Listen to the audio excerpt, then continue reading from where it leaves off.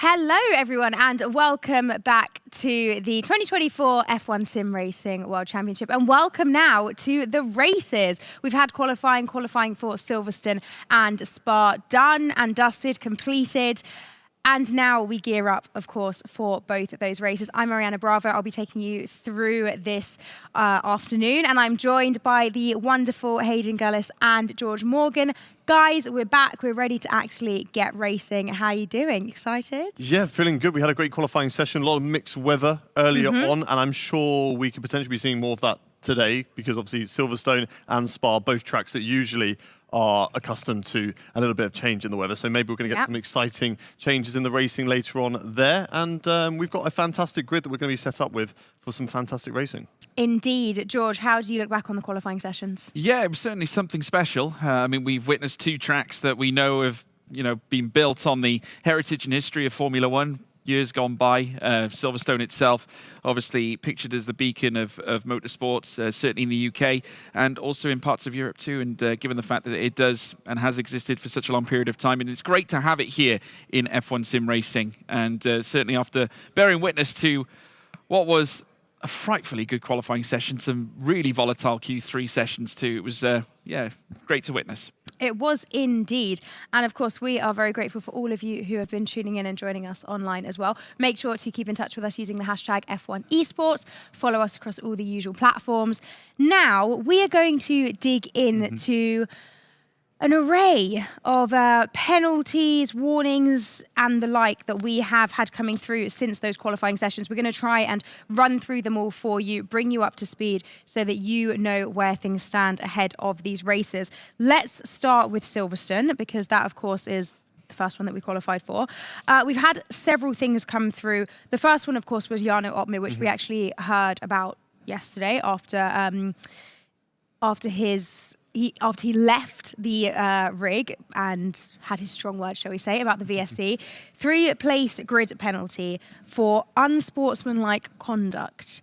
Hayden, talk us through it. Yeah, so what he did is he got out of the rig as soon as that virtual safety car came out. The penalty actually wasn't because he personally sped under the virtual safety car. His AI was just driving around at that point and that sped under the virtual safety car. So he was already out of the car at that point, and that is the problem, really. He's out of the car. He hasn't even retired the car in the pit lane, which means his car is just driving around uncontrollably. It's driving around by the AI, not by himself, and that can disrupt other drivers amongst the field who are going to get held up by that. And unfortunately, yes, also, you're not allowed to get out of your rig for one simple reason. That's because you're going to be disrupting the other drivers as well, not just with your car on track, but also moving around on the platform. He's got his teammate right next to him. It was Jake Benham yesterday, but moving around on that platform, it's going to that driver's going to feel those vibrations, those little bits of wobbles, and it can disrupt your teammate there as well, and potentially other drivers around the studio too. So that is the main reason why he got dealt that free grid place penalty. Okay, so that is Jarno Opmeer. That is why he, of course, would not be lining up in the P1 position, despite setting the fastest lap in qualifying for Silverstone. Instead, his teammate Daniel Berejne will be lining up in P1. 3-place grid penalty also for Freddie Rasmussen. George, do you want to take that one? Yeah, a bone of contention there, unfortunately for Freddie, just getting caught up, I think, in some moments during the course of the race. It was City of qualifying, I should say. Yeah, an interesting one. Silverstone really did throw up a few spanners in the works, and Freddie, unfortunately, sustaining that for general conduct whilst we were out and about on track. He wasn't the only one. Of course, we had many that, unfortunately, were out and about and sustained certain issues. Simon Weigang being one of them as well as Sipos and Will Lewis. But yeah, Rasmussen getting caught high and dry, and as a result, 3-place grid penalty, which is certainly not, well, should we say, gone to Red Bull's plan. Yes, of course not. Also, I'm just checking my phone because we're getting updates throughout this. I'm not just being rude and, having a little chat while you guys are talking, of course. Yes, so that's the second 3-place grid penalty that we have on our books for Silverstone. And then we have several drivers who have received official warnings, again, for general conduct. We have Simon Weigang, Patrick Schippos, and Will Lewis. Yeah, so these ones they're not penalties given out. This is because there is a rule for all of the drivers that in between qualifying sessions, they are not allowed to press that advanced button to go into the next part of qualifying basically, it's our fault on the broadcast side. It gives us the chance to get Claire over to the guys who have been knocked out in that qualifying session, have a chat with them, and then we can get back into the qualifying proceedings as soon as those interviews are finished. But yeah, for those guys, just a little bit too eager for qualifying. Push that advance button, maybe frustrations if they've been knocked out, or they were just so eager to get into the next session because they had a good qualifying in the previous one. And unfortunately, an official warning and I believe a penalty point on their license as well. Yeah, I think the one differing factor with Rasmussen's was obviously there was clear intent. I think that he unplugged his PC. So unfortunately, that's tantamount to conflicting with not touching the equipment as you make your way around, and especially during a session, because no different to Jarno leaving his session with a car being out on track, it can disrupt everyone else as well that are taking part in this arena. Yes, and the penalty notice does say that made adjustments to the supplied equipment, disconnecting his PC. So that is the slight difference there between the penalties that we've just run through. That is Silverstone. Shall we turn to Spa? Shall we try to get through that one now as well? So there are several things that have come through there, guys, so you're going to have to bear with us. First of all, we have Ismail Farsi, official warning for general conduct. Yeah, so Spa sort of got out of his seat, but not properly, unlike Jarno Opmeer, who fully got out of his seat and then just walked off and didn't return. He got out of the seat, he stood up, and then got told by the guys, get back in the seat, and he did. So he respected those rules. He got told off, he got back in, but he didn't fully get out of the seat and disrupt everybody else. So he just about got away with a penalty on that one. And we then have 2 warnings. Alfie Butcher leaving the track without reason, and Josh Ido for a warning for blocking. Yeah, I mean, we do see it from time to time, especially when they're fighting for track space and things of that nature. There might be occasions where, for instance, someone like Josh Ido, who was probably preparing for his fast lap, just unfortunately getting himself in a position where he was looking to try and tee himself up for a perfect run. Sometimes, though, when you've got someone else who's in behind, who's on a faster run, there could be a case for impeding. You know, the other driver doesn't necessarily expect them to be there. And at the end of the day, it does cause problems for those drivers trying to set their fast laps. It's like it says, does exactly what it says on the tin. It's impeding. You can't do it. Yes, indeed. And then we get to some of the more serious penalties that have come through. So 3-place grid penalty for ULAS, and that is for blocking. Yeah. That's going to be frustrating, isn't it? Yeah, certainly. They had a good qualifying session for Haas in Spa, both drivers into the top 10. Exactly. So slightly disappointing for him that I believe he qualified P10, so that would demote him to P13, unless, of course, there are more penalties to come, and we'll have to dive into that grid when we have that presented in front of ourselves. But yeah, he's going to be slightly unfortunate with that, but it's still a very closely contested grid. And I do believe that, you know, P13 to P10, yes, okay, you've lost out a few positions, but over the course of the races that we have, there is a lot of potential to get yourself back into the points. And even further, we saw it yesterday, Alfie Butcher, 13th, up into the race win. So it doesn't mean that your race is done, but he is on the back foot.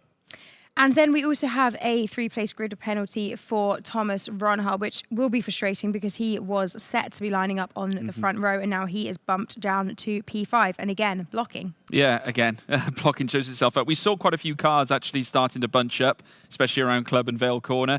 I did actually mention it during the qualifying that there were a couple of guys that were on their fast runs and they were catching up with them heading through that specific sector. So that's going to be a bitter blow for Thomas Ronha, especially someone who is so high up the order now.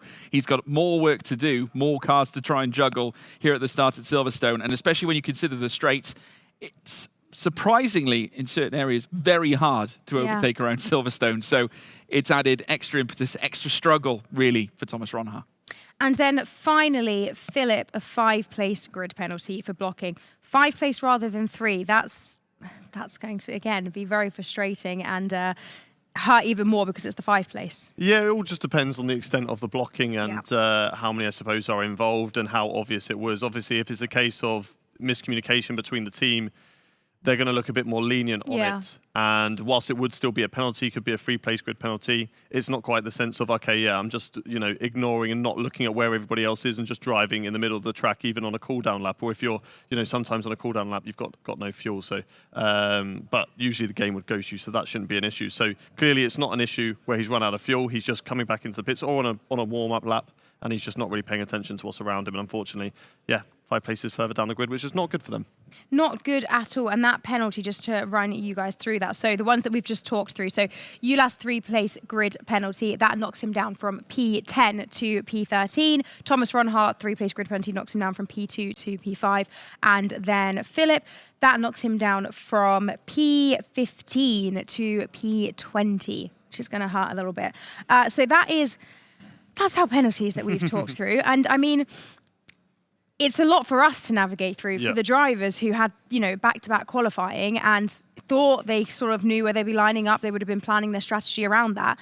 This now throws a bit of a spanner in the works, doesn't it? Yeah, and going back to, some of the intricacies with some of these penalties, there are some similarities to real-life motorsport, especially when we take a look at Rasmussen with his, touching the device as such, removing the power cable. That's a bit like touching a car in Parc Fermé. You can't do it. At the end of the day, you are going to be penalised. And unfortunately for Freddie, that's where it's led to. But you can understand his frustration, obviously, when things don't quite go right. If he feels that there's something that isn't corresponding like he would like to have it. And now it's put him in a bit of a sticky wicket. But the same can be said for a few other drivers now that have lost out in both Silverstone and Spa as a whole. But then again, this is competitive sim racing. This is F1 esports. This F1 sim racing, the World Championship. Everything's on the line, and naturally, it's got to be governed properly. Absolutely, it has. And I mean, now that it's all come through, we've got the starting grids. Now it's just a case of eyes forward and figuring out what you can actually do and how they can actually make the necessary progress to get the points that they so desperately need. How are they going to be now gearing up for our first race at Silverstone? Well, for most of them, it's just business as usual. For those who have been put down a little bit on the pecking order, they're going to have to, re-navigate how they're going to perform. Because obviously, in between this break that we've had, in between the qualifying and the race, they would have been out back there talking a strategy, and that's all dependent on the position you are. If you're starting at the front, you're going to be all wanting to go on the softer compound of tyres to really try and drive away from everybody else. If you're at the back, you want to go on the harder compound of tyres. So in such a short time of these positions changing, these guys now who have had penalties have to now rediscuss that with their team to be like, okay, now what is the strategy that we're going to be doing? Are we going to be sticking with the same one, or are we now going to be going longer into the race and trying to catch up later on? Oh, it's all to play for, guys. It's all to play for. But for our Silverstone race, it is Danny Brezhnev and Lucas Blakely who will be lining up on that front row. And it's those two to keep your eyes on. And everyone else who will be chasing them down behind. It's time for us to get this race under the way. It's time for you guys to take it away. Guys, let's get into Silverstone.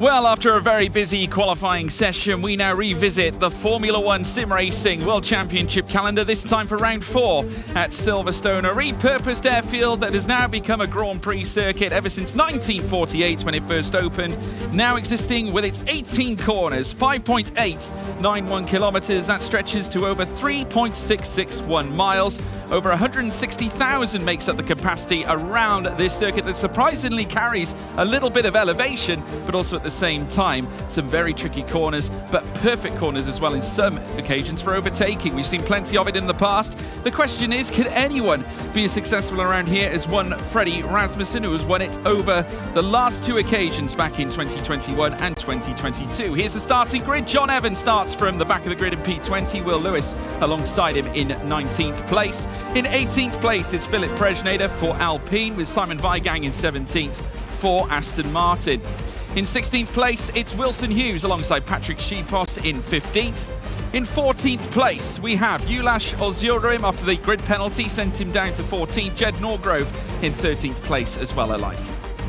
P12 going to Alfie Butcher with Thomas Ronhart in 11th spot for the Kick F1 Sim Racing team. Brendan Lee starting in 10th spot as well, alongside Frederick Rasmussen, 2 old rivals from history gone by. P8 as well, further up, Tom Manley, the F1 Esports Challengers champion on Xbox. Josh Ido meets him on the grid as well in 7th. Barry Burman, who has been successful over the course of qualifying earlier on today, he starts 6th, with Ismail Fassi, the artist, starting in 5th. 4th place, Jarno Opmeer, the Flying Dutchman. He sustained a grid penalty that took pole position away from him. Nicholas Longay in 3rd alongside him too on the 2nd row. Up at the front though, it's Lucas Blakely, defending champion, now on the front row, his best qualifying performance here so far, with Danny Berejnay on pole position after he too managed to secure a great lap for the Mercedes outfit. It was very nearly a 1-2 scenario with Opmeer at the head of the field, but Danny has a chance.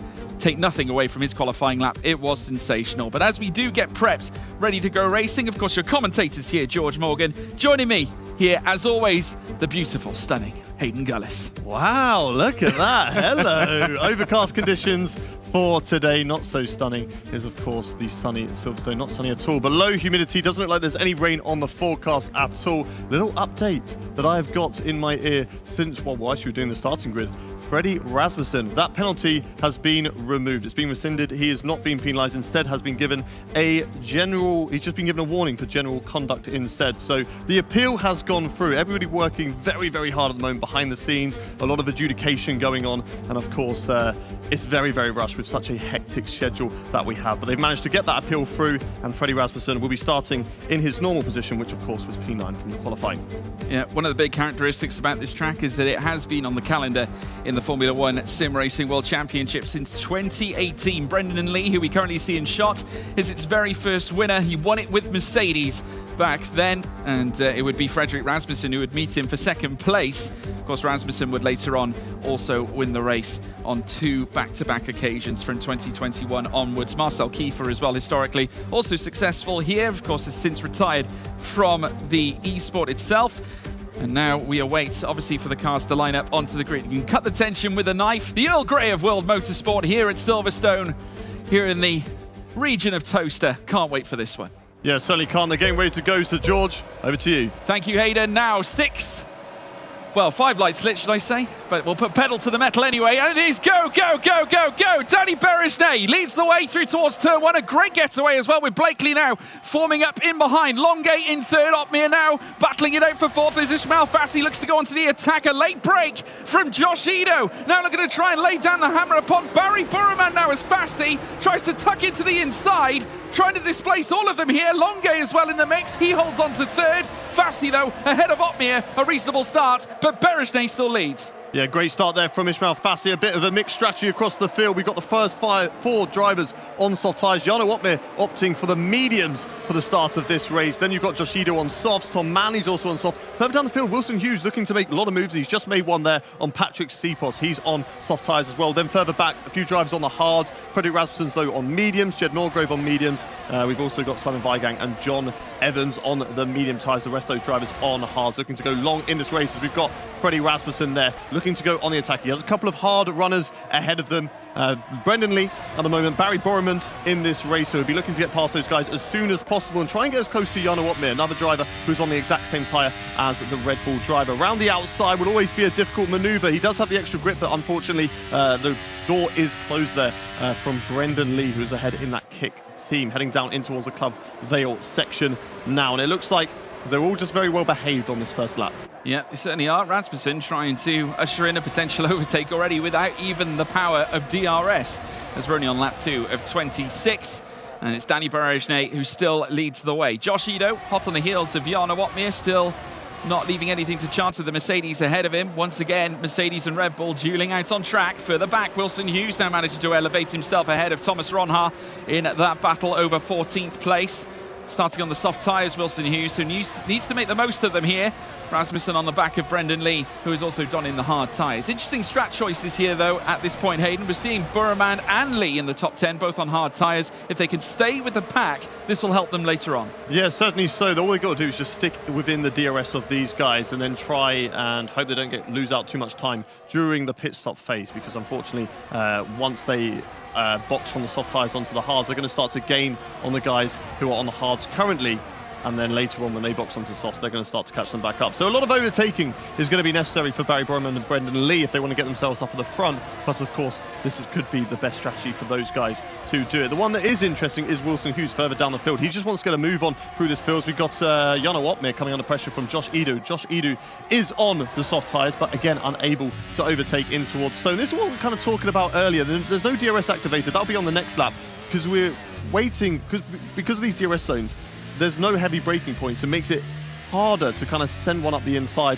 on the drive ahead and really utilize that extra grip that you do have from the tires. It's a lot easier for the car ahead to defend through the high-speed corners because it's so risky to go for it. But DRS is now enabled. We'll see whether that's going to be a factor that can allow these guys that are on the softer compound of tires compared to the drivers in front of them to try and go for those overtakes. Yeah, a little frustration on the face of Josh Eder. They gave a bit of a sign. Oh, a big mistake as well, potentially. And he's just lost a little bit of momentum in catching up to Jano Opmir. We've got a few cars fanning out down the Wellington Straight as they head down in towards the next left-hander now, coming through Luffield and Brooklyn. Still Berejnay holding on to a reasonable margin. Nothing's comfortable at this point, however. The gaps are minimal. 0.2 of a second to 0.3 of the realm to Lucas Blakely in P2. Longuet waiting in the wings as well with Ishmael Fassi, who's currently watching on in 4th as they now make their way through Copse Corner. Very fast-paced here through this very particular section. Generally, they'll only just gear down and use the engine to brake and then just allow the car to just fly on through by itself as they now hurtle through Maggots and Beckett and then through towards this next left before they open up the rear wings yet again in a trip down towards Stowe Corner. Lucas Blakely just breaking out from the aero of Danny Berejnay now as they look to pirouette through this next right-hander now. Longuet just settling himself in 3rd place, just happy to wait in behind. Ishmael Fassi as well in 4th, up 1 place on where he started.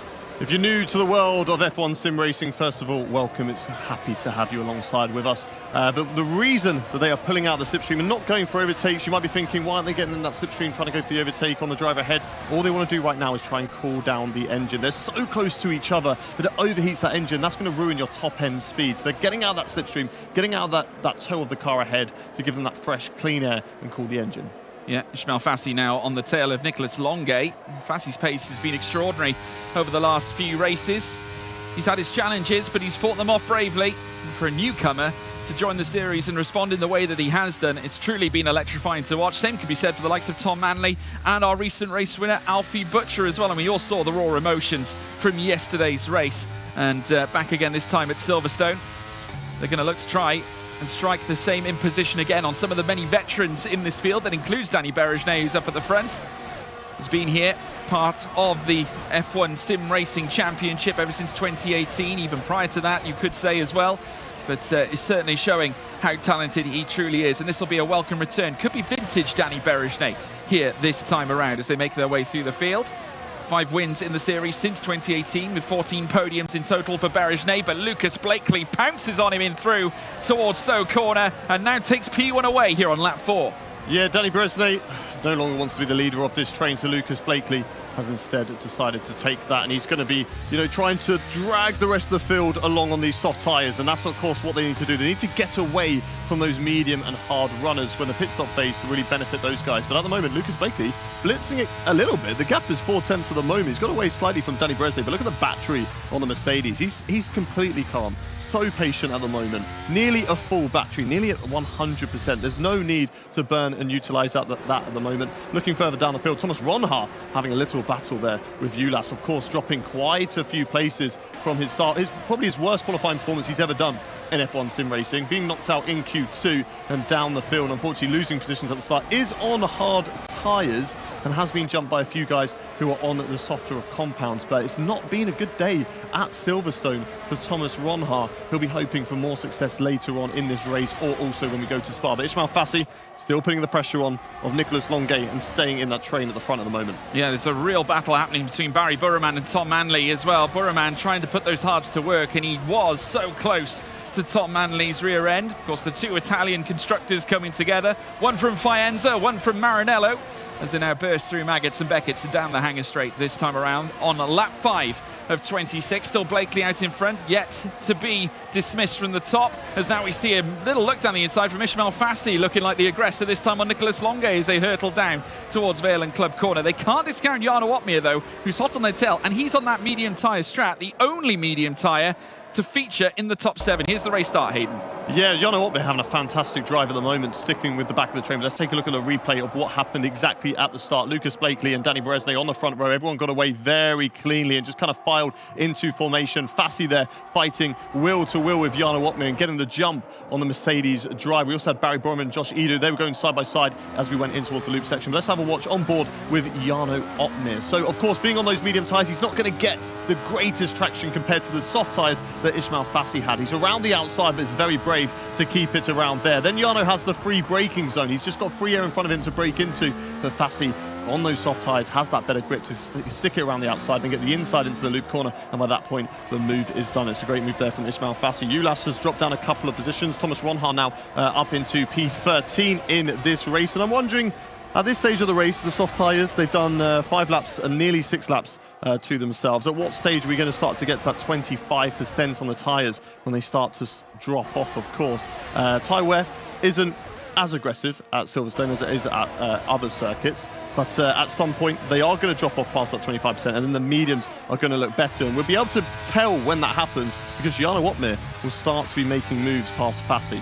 Yeah, we saw a little conflict heading through towards Luffield and Brooklands on this lap earlier on. Of course, it was the fight between Wilson Hughes, Thomas Ronhaar and Ulas Gilderim. Of course, remember, Hughes on the soft tyres. Does seem like they're ailing him somewhat now. Thomas Ronhaar did briefly sit outside the DRS window of Jed Norgrove further up, so he had to put in some impetus in order to close that gap so he wouldn't lose that vital DRS to help his strategy. Remember, Ronhaar going long on those hard compounded tyres. Just see there, Beresnay furiously trying to control this car in a pursuit of Lucas Blakely further up.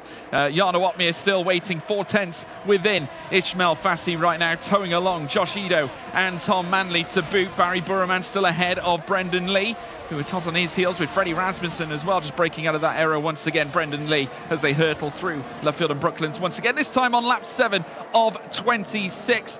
I tell you what, I wouldn't discount Burman's strategy, and I wouldn't discount Opmeer's strategy. We could have a very interesting tie-up come towards the end of this race. Yeah, they're looking really good. It all depends on what happens during the pit stop phase, and when those guys on the softs who go to the freshest set of tyres try and do when they start to catch up the fields. We've got Nicholas Longay getting very close to the back end of Danny Beresnay. Wilson Hughes is the first one to go into the box doing a very aggressive undercut at the moment. So it'll be interesting to see what they can do, although they've gone on to another set of soft tyres. So we'll have to wait and see if we get a replay of maybe some sort of damage that happened to Wilson Hughes in that sort of train of cars there. But Wilson Hughes onto a new set of soft tyres, and I just don't think a two-stop is viable around here, especially with some guys on hards at the moment. Yeah, Danny Beresnay retaking the lead of the race and taking it away from Lucas Blakely as well. Nicholas Longay in third. Almost had a little lurk coming in towards Vale and Club Corner. Thought against it and decided to wait in behind Ismail Fassi. Now nearly 5/10 away. So there is somewhat of a little gap, a little bit larger than what it was before. Only minute, however, in terms of the gaps in relative to a second. Of course, he's still quite a ways off that, so still comfortable and within DRS. Jarno Opmeer in 5th. Josh Edo still remains in 6th for the Red Bull team, with Tom Manley as well, still in amongst it in that P7 spot. And Barry Burman will be waiting for the opportune moment to strike.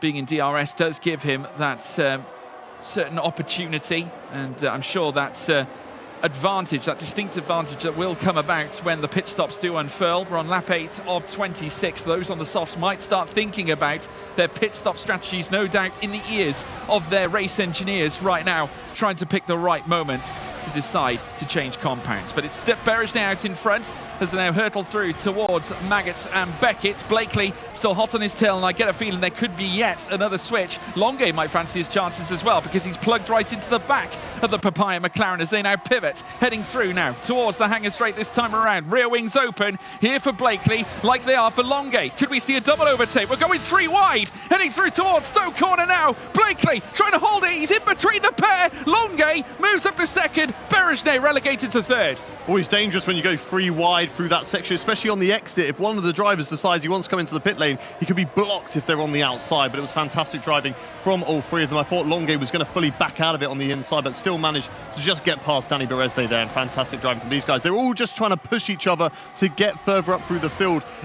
It's obvious now the soft tyres, they're not running away from the mediums or the hards. They are actually now scrapping for position. There's no need to try and work together to run away, because if you look at the timing screen, everybody apart from Wilson Hughes is in this train. And because they're fighting so hard at the moment, Could this allow Wilson Hughes to maybe catch up? I mean, it's a bit of a far-fetched strategy as Nicholas Longuet having a look there on Lucas Blakely. Wilson Hughes is the fastest driver out on track, really trying to catch up to this pack. We've never really seen an extra stop strategy kind of work in F1 sim racing. I'm not too sure we're going to see it today, but let's see. You never know what can happen. We've still got plenty of racing left to go in this race. And Nicholas Longuet having a little look at finding that clean air behind Lucas Blakely just to cool down that engine at this stage of the race. They navigate their way through Maggots and Beckett's here on lap 9 of this British Grand Prix. Still tucked up behind him as they go down the hangar straight. He's so close. He's got the DRS open. He's going to be burning the battery. And now it's another change of position. Lucas Blakely will file behind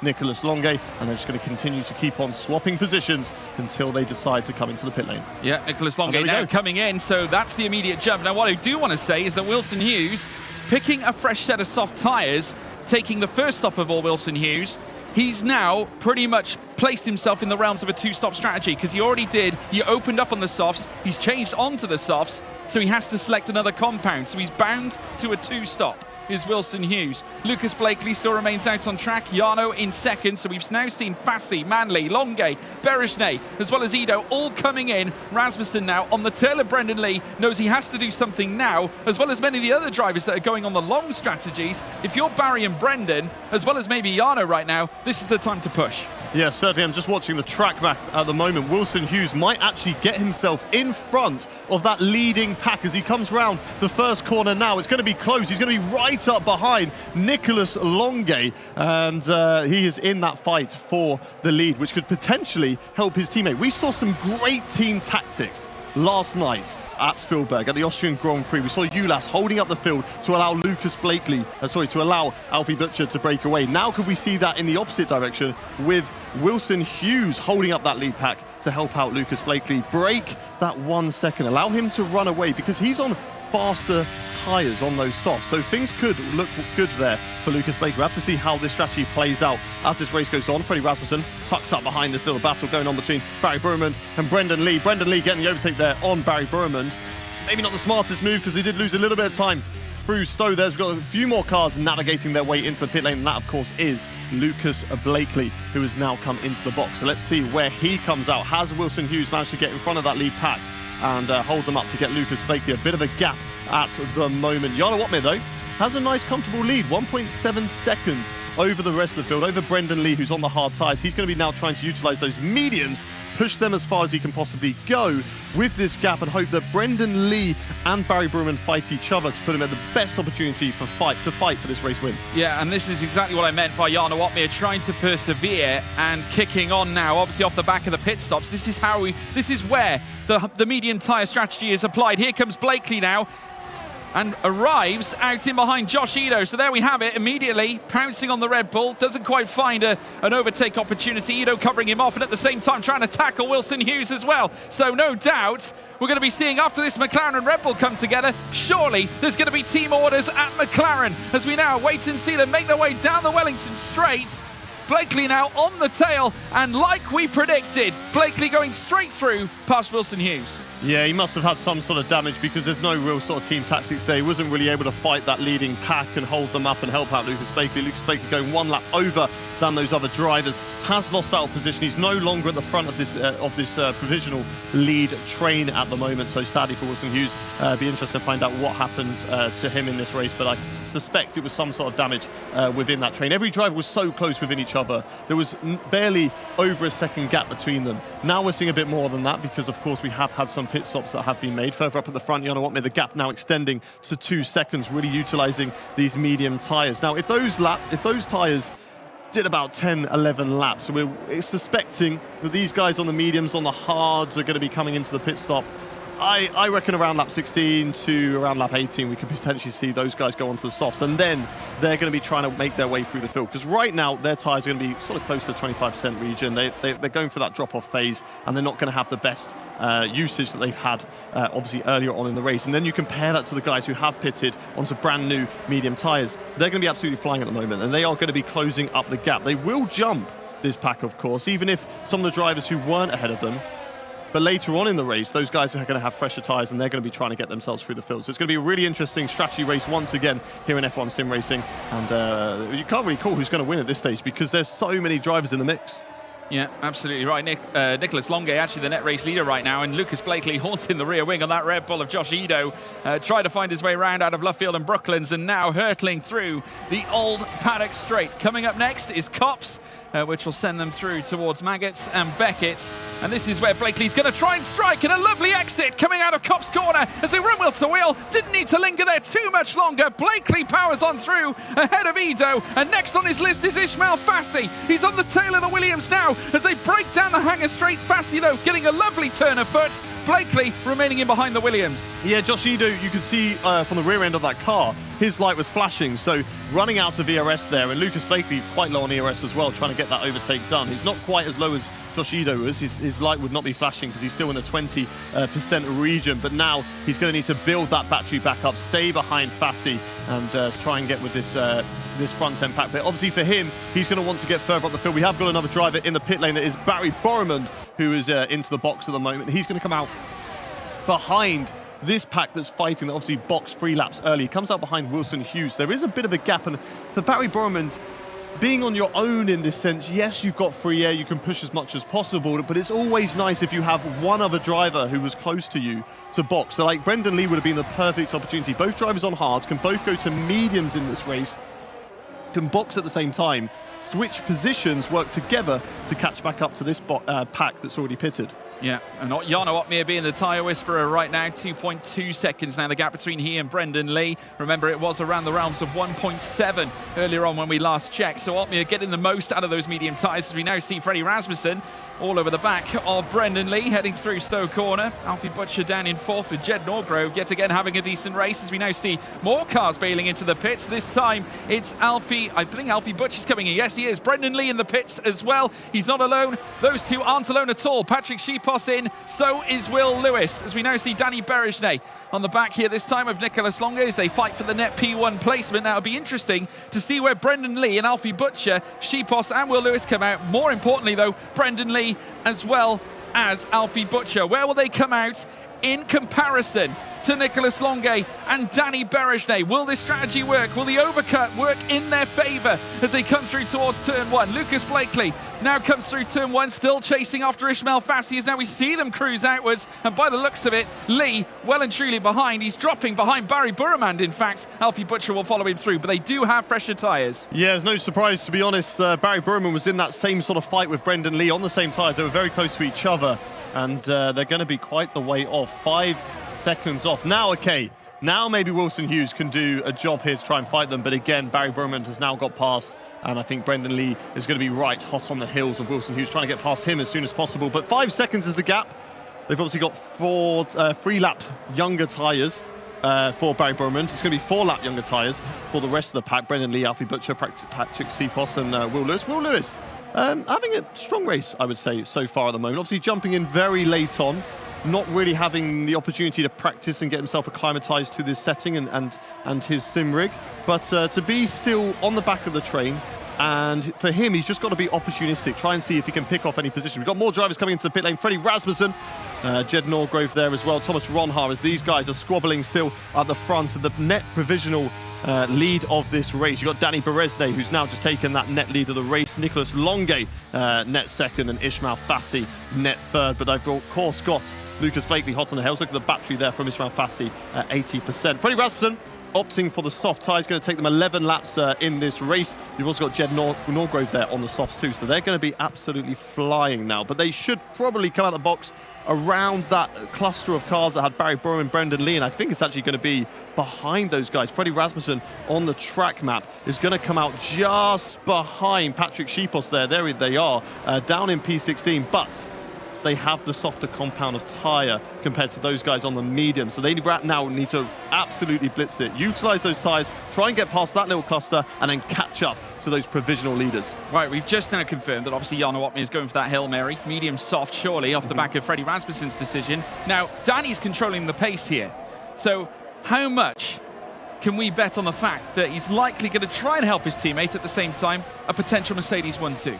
I mean, certainly. I mean, Danny's probably going to be getting that call to try and see as much as he can do, and they're going to go through this very tricky corner of Maggots and Beckett's, and this is a great opportunity to try and hold them up, but it doesn't look like that at the moment because there is a slight gap between the Ferrari and the Mercedes. These guys are a lot closer to each other than they are to Danny Berezne. Jarno Opmeer in the box, yep, coming in from medium tyres, will be boxing onto those softs, and there we go. Nicholas Longuet going for the overtake on Danny Berezne. We've also got into the box is Simon Weigang and Philip Presneda. John Evans deciding to stay out, which means he takes the lead of the race. So no matter what happens today, John Evans can at least say he has led an F1 sim racing race. Lucas Blakely, though, going wheel to wheel with Ismail Fassi. This is not going to help them because look at the gap extending. But I think also Daniel Berezne and Nicholas Longuet also went side by side then, so the gap not extending as much. But where is Jarno Opmeer? He's still in the box at the moment. He's exiting the pit lane, and he's going to be in that cluster where Freddie Rasmussen is. He's out of the pits now. He's behind Alfie Butcher. He's ahead of Freddie Rasmussen. Of course, he was ahead going into the box when Freddie pitted as well. So this is perfect for Jarno Opmeer. Now on the soft tyres,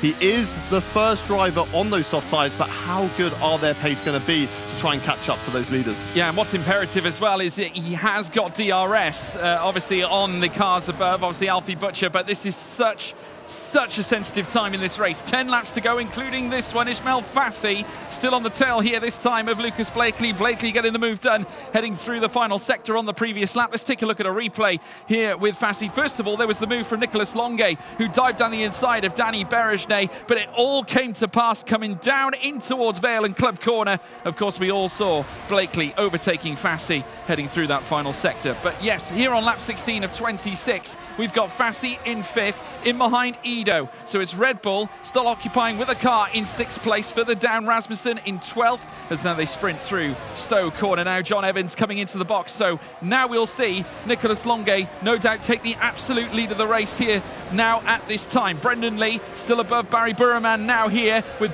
Alfie Butcher ahead of Jarno Opmeer as they now curtail around this time to begin lap 17 of 26. Longuet does indeed take the lead of the race. Berezne in 2nd, Blakely in 3rd, Fassi in 4th, Ido, Manley, Lee, Burman, Butcher, Opmeer now in the top 10 as we now see Lucas, Blakely and Ismail Fassi running wheel to wheel. Oh, it got so tight, heading through the loop out of Aintree Corner and down the long Wellington Straight they'll go. So close to a collision. Blakely got so lucky there. I think he might have just got away with no front wing damage there for Lucas Blakely. Just kind of clipped the rear end of the car in front, which was Danny Berezne. Got turned a little bit as well by Ismail Fassi, and doesn't look like there's any end plate missing there for Lucas Blakely, so it looks like he's okay. But the undercut has performed amazingly at this British Grand Prix so far. Those guys have nailed it. Let's take a look at a replay. This is on board with Ismail Fassi. Looks around the outside in towards Abbey, now trying to just hold it on. He goes off the track, doesn't get a warning, and then just a little tag, and it looked a little bit more from the off-board cams, but that wasn't actually too sensitive there from Lucas Blakely. It didn't look like there's so much rotation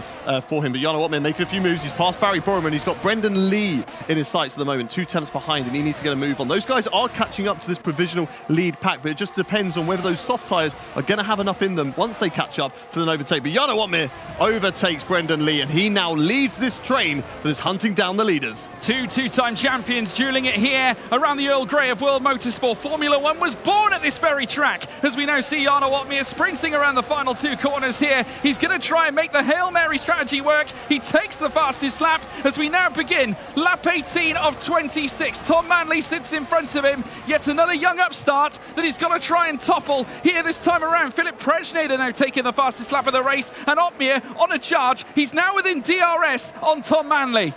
Yeah, it'd be interesting to see what Daniel Berezne does in this situation. He's got Nicholas Longuet right in front of him, whether he overtakes and starts to back them all up to help out Jarno Opmeer as much as possible, which you, of course, alluded to earlier, George. But Jarno Opmeer now right behind Tom Manley. He's having a look around the outside. No. Can he do it at the outside here? No, but he can switch it back and absolutely fly off the corner on the inside, on the old start-finish straight. What a move there from Jarno Opmeer. The Flying Dutchman is in full flight. Soft tyres now with huge amounts of grip available to him here in the closing stage to this race. A mere 8 laps is all that's left. Rasmussen knows that he needs to go to work. He's on the same compounded tyre, just a lap older than the Flying Dutchman, as they now make their way through Maggots and Beckett's. Next up, Barry Burman, the relentlessly fast Iranian, is going to come under distinct pressure from the Great Dane, who gets right at his wheel tracks. He quickly moves to the inside, can't get the move through Stowe, but nonetheless a statement of intent. Just look at the gaps, and Opmeer is on the attack again.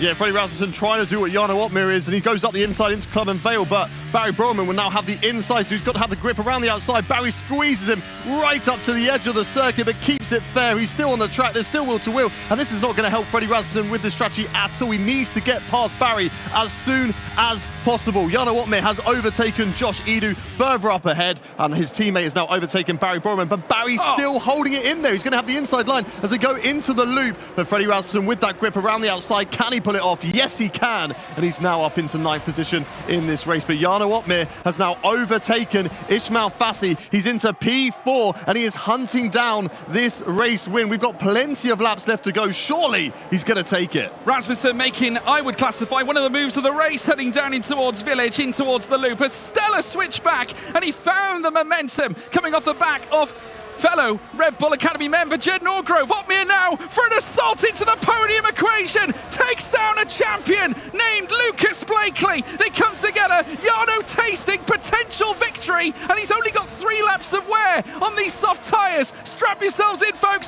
this is going to be sensational. Danny Berejnay still out in front, Mercedes 1 and 3, Longue quivering in his boots, knows he must break past Danny Berejnay, the Hungarian sensation, can't keep him down. The Frenchman still going at him, but he remains in P2. But here comes the Flying Dutchman, Jarno Opmeer, looking for yet another race win in the Formula 1 Sim Racing World Championship. What a drive this is from Jarno Opmeer. Incredible stuff, just picking his way through the field. Let's take a look at a replay of some of those moves. This is on Ismail Fassi at the moment. We missed this because we were watching Freddie Rasmussen up the inside into that corner, which is the loop there, and Ismail Fassi just kind of gave it away pretty easily. Saw that, Jarno Opmeer has the better tyres. There's no need to fight this. I'm interested in what's going to happen here. Jarno Opmeer is going to get past Nicolas Longue. Surely he's on the much better tyres. He's heading down now into the Wellington Straight. We'll have DRS open. We'll pull over to the inside line. Danny Berejnay will hold it on the right-hand side. They go 3 wide into Brooklands. Jarno Opmeer on the inside. Nicolas Longue right around the outside of both of them. Jarno Opmeer, though, outside through Luffield. Can he pull it off? Can he hold it? Yes, he can. And he takes the lead of this race. But for a moment there, his battery was flashing. Maybe he's going to be out ever so slightly, but Nicolas Longue has loads of battery to his name. Those soft tyres, though, are they going to drop off by the end of this race? Does Danny Berejnay need to get ahead of Nicolas Longue, hold him up, and let Jarno Opmeer run away? I tell you what, a double overtake. That is something special to take the lead of the race here in a British Grand Prix environment, making his way now out to Maggots and Beckett, the section that has certainly delivered him plenty on soft tyres. Longue, though, with the DRS, he's got the energy available. He's not even using it until a little blink of it until now as they go wheel to wheel heading through Stowe. They'll stay wheel to wheel. Jarno Opmeer trying to defend relentlessly. He's got the tyres. He's got the grip. He has got the time. And now in the background we've got Blakely trying to challenge, and he's lost 2 places. Fassi up to 4th, Edu up to 5th. Yeah, Lucas Blakely and Danny Berejnay were going wheel to wheel into Club and Vale right behind Nicolas Longue. You could see in the virtual mirror that he had in the top centre of his screen, and Danny Berejnay just kind of turned across. Lucas Blakely's there. One of the cars is currently ghosted back there as they're driving within inside of each other. That's Josh Edu and Lucas Blakely at the moment. They're going to sort themselves out as soon as they are away from each other. There we go. Now Lucas Blakely holds the P5 position, but just got a little bit too close with each other, and Lucas Blakely very lucky not to fall further down the field. Danny Berejnay in P3, Nicolas Longue in 2nd. Jarno Opmeer, though, leads this race on those much fresher soft tyres. Surely it's going to be easy for Jarno to take these softs all the way to the end of the race and hold position ahead of the chasing pack. But Longue and Berejnay are going to be scrapping all the way. Can Jarno Opmeer potentially help his teammates to secure a 1-2, or is he going to run away with this victory and let Danny fight it for himself? We've alluded to it time and time again. Jarno's last win being at Texas last season. He has not once even finished in the podium equation here at Silverstone since it was introduced on the Formula 1 Sim Racing World Championship calendar back in 2018. This man's done it, though. He's appeared on the podium here at this track. He finished 3rd back in 2019. Since then, has also finished 3rd in 2020. Would love to push for a little bit more, though, this time. He doesn't want to make it 3 thirds at this very track, but Berejnay, you can bet your bottom dollar he's going to leave everything on the table to battle against Nicolas Longue. He has got plenty of energy in the car as he now ventures around on lap 22 of 26. Jarno Opmeer in the pound seats in P1, but Longue still retaining that key DRS. Yeah, Danny Berejnay needs Jarno Opmeer to drive away from this race, get away from that 1 second as Jed Norgrove gets a 3-second time penalty. He's not in the points currently, but that's definitely going to hurt his chances. Further down the field, Alfie Butcher has come in to make his second pit stop, so must have sustained some damage somewhere in that very close cluster of this field at the moment. So sad things there for Alfie Butcher. Will not be scoring any points after taking his first race win last night. We're watching this fight between Brendan Lee, yet to score a point in this season of F1 sim racing. Can he do it today? He's in P6 at the moment, fighting with Josh Edu and just behind Lucas Blakely at the moment. Has much fresher tyres than the guys who are on mediums ahead of him. So maybe he's going to be looking at a potential podium, trying to hunt down this pack, trying to pick off those overtakes and look at getting himself a trophy for this race. Yeah, coming through Maggots and Beckett's again. Brendan Lee now trying to close up to the back of Lucas Blakely. Now he's got 3-lap fresher tyres than Blakely ahead. Freddie Rasmussen also with very considerable youthful softs, and now blast past his teammate Josh Edo. No doubt there might have been some team orders involved there this time as well, and he's just in behind Brendan Lee. So Rasmussen situates himself inside 7th place. Still a few laps still to go, 4 laps to be said. That will soon become lap 23, making it 3 laps left to go in this race as we now make our way down through towards turn 1. Red Bull currently sat 7th and 8th. Brendan Lee right in front of him.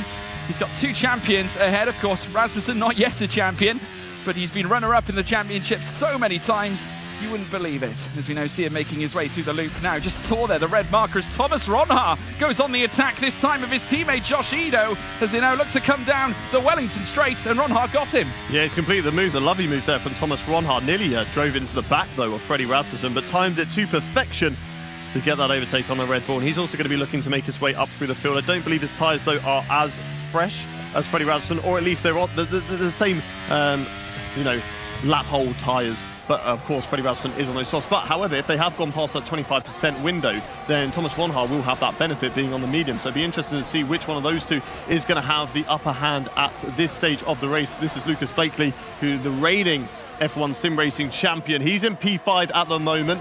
Has had a difficult race so far today. Had a little tap from Fassi, had a little tap with Danny Beresne. Seems like everybody's out for the reigning champion at the moment. He's not had the greatest of events here in event 2, but he's got the DRS open, closes it as they're going towards Stowe, and he's just tucking still behind Ismail Fassi. The second gap has not been broken up at the front, and I'm wondering if those soft tyres are going to drop off at some point for Jarno Opmeer, and whether those medium tyres will have the benefit. But there's just so much older that I just don't think that's going to be the case, that those medium tyres are probably reaching or even past that 25% on those as well. But further down the field, Simon Weigang going wheel to wheel with Ulas. So they go through turn 1, Ulas off the track, and Simon Weigang with a lovely manoeuvre to move himself up into P12. Yet to score a point in this season's F1 sim racing is Simon Weigang in P12 at the moment, 8-lap old soft tyres. As somebody has had an incident, that's Ulas, who has fallen down the order on our timing screens. Not too sure what has happened there. He's rejoined alongside Will Lewis, but Simon Weigang on the hunt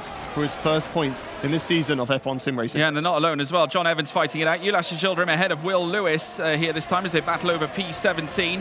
Further up at the front, though, Danny Beresne once again giving Nicolas Longuet a headache at this point. 0.2 of a second is all that separates them. There's Weigang, of course, on the cusp, but perhaps breaking into that top 10. Has got to displace Barry Burman, though, to at least get to within P11 spots. And then it's 1 space away from potentially getting into the top 10. Beresne now right on the tail here of Nicolas Longuet. Blakely 2/10 in behind Fassi as well, as they look to blister their way out of the Maggots and Beckett section and through towards the final sector. We've got the small matter of 2 magic laps to go after this one, as they now curtail their way through Vale and Club Corner. Opmeer still in charge, Longuet in behind. Danny Beresne sharing similar tyre life to Nicolas Longuet right now. It's going to be a sheer dogfight as we now take the penultimate lap, and Longuet, he has to do something, Hayden. He certainly has. He's right tucked up behind Jarno Opmeer at the moment. It's going to be interesting to see whether these two start to scrap it out with these last 2 laps remaining. Philip Presneda gets a 3-second time penalty for multiple warnings, but it's not really going to affect him too much. Sadly for him, he's down in P15, already out of the points. Still riding with Danny Beresne at the moment, P3 on the podium. It was a great day earlier on in qualifying, with both Mercedes drivers getting a 1-2 in that qualifying session. Of course, they didn't start on the front row after that penalty for Jarno Opmeer, but he's risen back, hasn't he? Like a phoenix in the ashes. And he is currently leading this race. Brilliant stuff there from Jarno Opmeer to bounce back from that and be at the top end of the order. John Evans has decided to go for a second pit stop as well, as has Wilson Hughes. So I don't know if these guys are just battling it out to try and see whether they can get the fastest lap at the moment. But these guys still not yet ready to start scrapping it out for those final positions as we are getting into what will soon be the last lap of this race. Danny Beresnay just dropping off ever so slightly of Nicolas Longuet. Got to about half a second, but they have the DRS. They all have plenty of battery in favour. Nicolas Longuet, look at that. 95% ERS to his name at the moment. He's going to be holding on to that for this last lap battle with Jarno Opmeer for a race win. Neither of them yet to win a race this season in F1 sim racing, so both of them will want to get a first win under their belt for this season. But Nicolas Longuet going on to the last lap loses a little bit of time, George. Let's see if they can fight it out for the race win. It all comes down to this. Jarno Opmeer leads the way on lap 26. Nicolas Longuet waiting in the wings for a prime opportunity to plant his Ferrari to the top of the order. Danny Beresnay trying to hold on to P3 to grab a double podium result for the Mercedes team. Ismail Fassi, though, looking to take a third successive podium, a third successive P3 as well. 3 truly is the magic number as far as Ismail Fassi is concerned, as they now hurtle through Luffield and indeed Brooklands to boot as well. They come out of Luffield and Brooklands into the old paddock straight, and Jarno Opmeer looking to put the burners on, trying to separate himself away from the Ferrari that lingers in behind. Danny Beresnay as well watching on as he hopes to also enlist a podium for Mercedes once again in F1 esports, and indeed in his own history at this very track, as they now burst through Magnussen Beckett's this time. Brendan Lee also on the tail of Lucas Blakely. You can cut the tension with a knife in this arena because it's all going to be settled down the old hangar straight, and Jarno Opmeer still has a comfortable gap in between he and Nicolas Longuet. Longuet getting close though on the entrance to Stowe Corner, both of them using all their energy. Longuet's got one only chance left to go, and that is failing club, but Opmeer comes it off, and indeed the two-time champion rises once again for the first time this season. It's another race win. It's 10 race wins in F1 sim racing history for Jarno Opmeer. He takes victory with Danny Beresnay securing a Mercedes 1 and 3. Nicolas Longuet finishes second. Fantastic drive from the Mercedes. There was elation earlier on in qualifying, disappointment when they went to Spa, and they're back on top here in the race in Silverstone. Jarno Opmeer and Danny Beresnay. Fantastic drives from the both of them. Jarno, you know, if there's one guy that's going to pick out a strategy, it's always going to be him, and he's absolutely nailed it with the medium tyres, keeping with that leading pack, then switching over to the softs, was the lead of the hunting pack later on in the race and was able to catch up. Ismail Fassi there, a great drive for him once again, P4 in this race, carrying on his fine form and really putting him in contention, because not a good day for Thomas Ronhaar, 8th in this race, still gets a couple of points to his name, but not where he would want to be as the championship leader, and a couple of drivers getting their first points for the season. Simon Weigang in the Aston Martin, a fantastic drive after being knocked out in Q1, recovers up to P10, and Brendan Lee finally gets off the mark in P5 with a fantastic drive. Yeah, truly brilliant. Jarno Opmeer, what can we say? He is still indeed the Flying Dutchman. Nicolas Longuet, I think, can take solace in his results too. Yet another podium. Brendan Lee back in the top 10. Not only that, the top 5. And I'm sure he'd be absolutely delighted with that being its home track. What's also very special to note, it's Jarno Opmeer's birthday today. So a birthday victory here at Silverstone. And it's his first podium and his first win at this track too. He has not yet been successful at Silverstone, but he can put those to bed right now. And to come back after a penalty is truly sensational. And Mercedes, who have had this struggle since the start of the season, making it a double podium with Danny Beresnay. That's got to feel good. Yeah, Jarno Opmeer out the seat this time. He has been allowed to do that, so he will not get a penalty for getting out the seat this time around. But I'm sure he's going to be having a chat with Claire Cottingham shortly after this race. But yeah, fantastic performance there from the Mercedes drivers. P1, P3, and really a title charge. And that's kind of the difference that has been this season over themselves. And of course, Kik, who have been leading the way with Thomas Ronhaar. It's really just been one driver. Thankfully, this time around, they've got 2 drivers into the top 10. But of course, this time around, Mercedes 1 and 3, they're really stating a claim, of course, for the Constructors' Championship. They are indeed. What a race and what a performance from Jarno Opmeer. Absolutely fantastic. Let's have a little look at the race results. Take us through them, guys.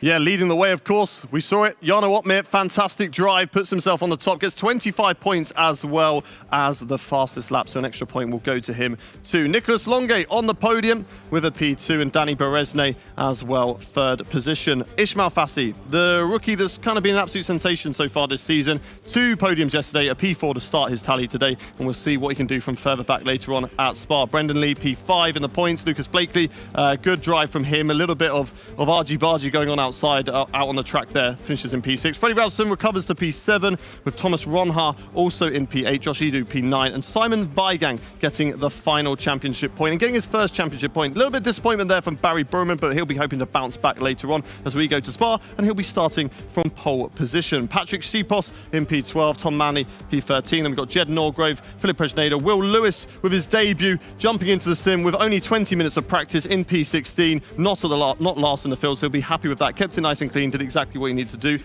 And Ulas 17th, Alfie Butcher 18th, John Evans in 19th, and Wilson Hughes brings up the back of the grid. Thank you very much. What an exciting race. Very exciting indeed. Fantastic performances across the board there. And we can also reveal our fastest lap, DHL Fastest Lap Award goes to Jarno Opmeer. What a birthday for him. Fastest in qualifying, not then able to start on pole position, but absolutely taking it back when it mattered, and that is the winning driver. But for now, we are going to go to Claire, who I believe has found someone else who managed to find their way onto the podium today. I did indeed. I found Danny Beresne, who wasn't racing yesterday, back in today, and a podium in your first go. You must be incredibly pleased with that. Yes, I'm very happy. My teammate did an awesome job as well, Jarno. I'm a little bit sad because I feel like I bottled the 1-2 for Mercedes by positioning myself a little bit wrong against Nico. So there is improvements to be made, but awesome points for the team. I think it's 45 plus 1 point for one of us because of the qualifying, so 46 points. That's my calculation is bad. It's 41 points. I'll leave you to do the calculations for now. It was some incredible battles, though, out there, and especially just at the end. I know Nicholas was starting to close in on Jarno, but for yourself, I mean, it was a tight battle. Yes, it was very close, very enjoyable, and very hard because we constantly had pressure from the cars behind us, and I just always tried to be one or second. And that was basically my race plan. I think the guys around me were a little bit quicker in terms of race pace. But maybe in terms of race pace, but still, third position, I mean, that's one to take home. Yes, I'm very happy. I bet. And also, like you say, a first place for Mercedes and a third place. It's really great to be able to do that teamwork together as well. Yes, this esports is all about, or F1 sim racing is all about Constructor Championship, and we scored really valuable points today, so I could not be happier. Congratulations. I'm going to let you run off and enjoy celebrations with your team. You've got to leave. I'm going to bring Nicholas in. Nicolas Longuet, congratulations. Just speaking to Danny Beresne there, he was saying he just wasn't quite quick enough to be able to really take that fight to you, but you were too busy fighting with his teammate anyway. Yeah, I mean, it was such a stressful race from my point of view. I mean, I was sandwiched between the two Mercs for the latter part of the race. My focus was fully on Jarno. I knew I was a bit faster than Danny. I felt very confident and on my pace in Silverstone during the race. And my tire wear, I had to save my tires as well, having pitted so much earlier. But yeah, Jarno was a bit too far away with the tire advantage. I tried to give it my best go, but yeah, it's unfortunate I couldn't get the P1, but still a good result for P2. You say it was stressful. I appreciate why it was so stressful. Could you talk us through some of the most stressful parts of the race for you? Well, the main point was when Jarno and Danny were working together to try and pass me at the same time, and I had to find a way to always stay in between them, because that's the trick. And trying to fight two teammates, you always have to be in between, so they can't really do anything about it. So that was the hardest 2 laps of the whole race, and they were crucial for me to get this result here tonight. And Silverstone's a funny one, isn't it? Because even though if you make a mistake, it's not like it punishes you with a wall, but it can punish you quickly with timings. Oh yeah, for sure. Like, I mean, the high speed is very difficult to do, especially when you're in dirty air. It's very easy to just go a little bit wide, dip a wheel into the grass, and then just then you're into the wall. But yeah, it was a straightforward race nonetheless. The strategy worked out very well. Unfortunately for Barry, the strategy wasn't what we expected. There was another McLaren obviously helping his teammate out, so it is what it is, and we go on to the next race. Yeah, sometimes those teammate battles really do kind of mess you around. It sometimes works for you, sometimes doesn't. And like you say, with Danny and Jarno fighting against you, was that probably a really, like a moment where you thought, I don't know if I'm going to get out of this unscathed? Well, actually, I've had this deja vu right here because I had this exact situation in 2020, I think, against the two Red Bulls, and I was in the one in the middle, and I had to fight both of them. So I guess experience does come in handy. It surely helped me tonight, and I'm sure it'll help me in the future as well. Nicholas, thank you so much. Congratulations, second place. Right, let's hear from the winner. Back to you guys. Thank you very much, Claire. Yep, that is our P2 and P3, but we are now joined by our winner, Jarno Opmer. Huge congratulations. Absolutely sensational drive from you today. Happy birthday. What a great present to yourself. Yeah, it was indeed. Didn't expect to win this race. Out of all, if anything, I expected to kind of win Jeddah and get a decent result at Austria. But yeah, Silverstone going into this was, I was thinking my weakest track, but apparently not. So Definitely not, I would say. I mean, what is it like? You got the fastest lap, of course, in qualifying today, then having the grid penalty. How good does it feel to now actually be finishing in the number one spot and fastest lap as well? yeah, that's great. Of course, I didn't know I had fastest lap You actually. did. So that's good. That's an extra point that I lost, I think, in qualifying. Exactly. So that's nice. I had a very clean race. So yeah, it was really nice out there, to be honest. Starting P1 or P4 doesn't matter too much anyway. I reckon if you're in the top 5, you're always fighting for the win. If you've got good pace and got a good strategy, of course. So yeah, everything went to plan. Didn't really have contact at all with anyone all race. All overtakes were clean. It was a little bit boring maybe, but last lap was a bit sketchy. Of course, Silverstone is very... You know, if you're behind in second place, you're usually going to win the race if you're going into the last lap. But I just still had a tire advantage in the last 6-7 laps. I could have maybe pulled out of DRS, but it was too risky simply because of the ERS. It recharges so slow. If you go for it at around 50% of the time and you don't get out of DRS, you're not winning the race anymore. So, yeah, it was very much a balancing act. And yeah, a little bit scary in the last lap, but yeah, that's racing. You utilised the ERS right at the end of the race, obviously, to get away from Nicholas Longay, and it looked like, watching back on the replay there, that you burnt it quite early on in the lap, and that benefited you later on, because Nicholas Longay, he came at you down the hangar straight, but was just very, very close. So was that good ERS management? Maybe Nicholas Longay just left it a little bit too late? I think he had the issue of the tire simply being too slow. And yeah, as you can see there, he had full battery, I had slightly less, but I knew I had to build a gap over the lap because slipstream is quite strong around here as well. I was testing this just before the race with my teammate Danny Bresnay, and yeah, me being on the mediums at the start and him on the softs, I could actually keep up without even using DRS, simply because the slipstream was so strong relatively to the dirty air you get. Of course, this is a little bit less in the DRS train, due to the fact that everyone is having slipstream at that time. But yeah, I think from 6-7 tenths back you're already getting slipstream, so I just wanted to keep it at that gap and just pull a little bit of a gap through the corners, so I had a buffer at the end of the lap. Yeah, I mean, Jarno, I want to talk about that initial stint because that was so imperative, I think, to your strategy, because consistently running where you were on the medium tyres, it allowed you to be quick in that first stint at the same time, but also it was that aggressive strategy that kept you in touch. You know, you didn't have to worry about what those on the hards were doing. It kind of separated you from the field. So would you say that first stint was decisive? First stint was important, of course, not to lose too much positions. Yep. But once the softwares came in, I was, I think, 1.3 seconds out of Barry, who was in the hards. At that time, the hards and the mediums should have been equal. It's always hard to say, of course, if that's actually going to be the case. But I still kept pulling a gap. So either my tire was lower than expected or I was just faster. So yeah, those were the crucial laps, because if you're just 2-3 tenths per lap slower, that ends up being 1.2 seconds by the time you box, and then you might end up at the back of a train instead of being at the front of the train. So yeah. True tire whisperer. Brilliant. Jarno, how do you now contain this happiness and excitement of that win and refocus for the next race in Spa? The Spa one is going to be a tough one. We're starting P16. And yeah, I reckon points would be beautiful already, to be honest. But yeah, I'm happy with the win because 25 points versus P2, 18 points is a big point haul. Yeah, absolutely. So yeah, I'm just happy with that. And yeah, we closed the gap in the championship. I think we're leading the constructors now as well. Or would be close, I'm not sure. Close, I think, yeah. But yeah, Spa getting a 1 point, 2 points would be amazing already, to be honest. We just messed up, us as a team, in qualifying. If I'm going to be brutally honest, I think we would have been top 5, both of us. We practiced really hard for Spa because we knew qualifying was going to be important. So this was a bit of a pain. A bit of a pain, but for now, enjoy the fact that you won that one. And congratulations once again. Fantastic performance from you, Jarno. Now, I think it's time we have a little look at the standings after that Silverstone race.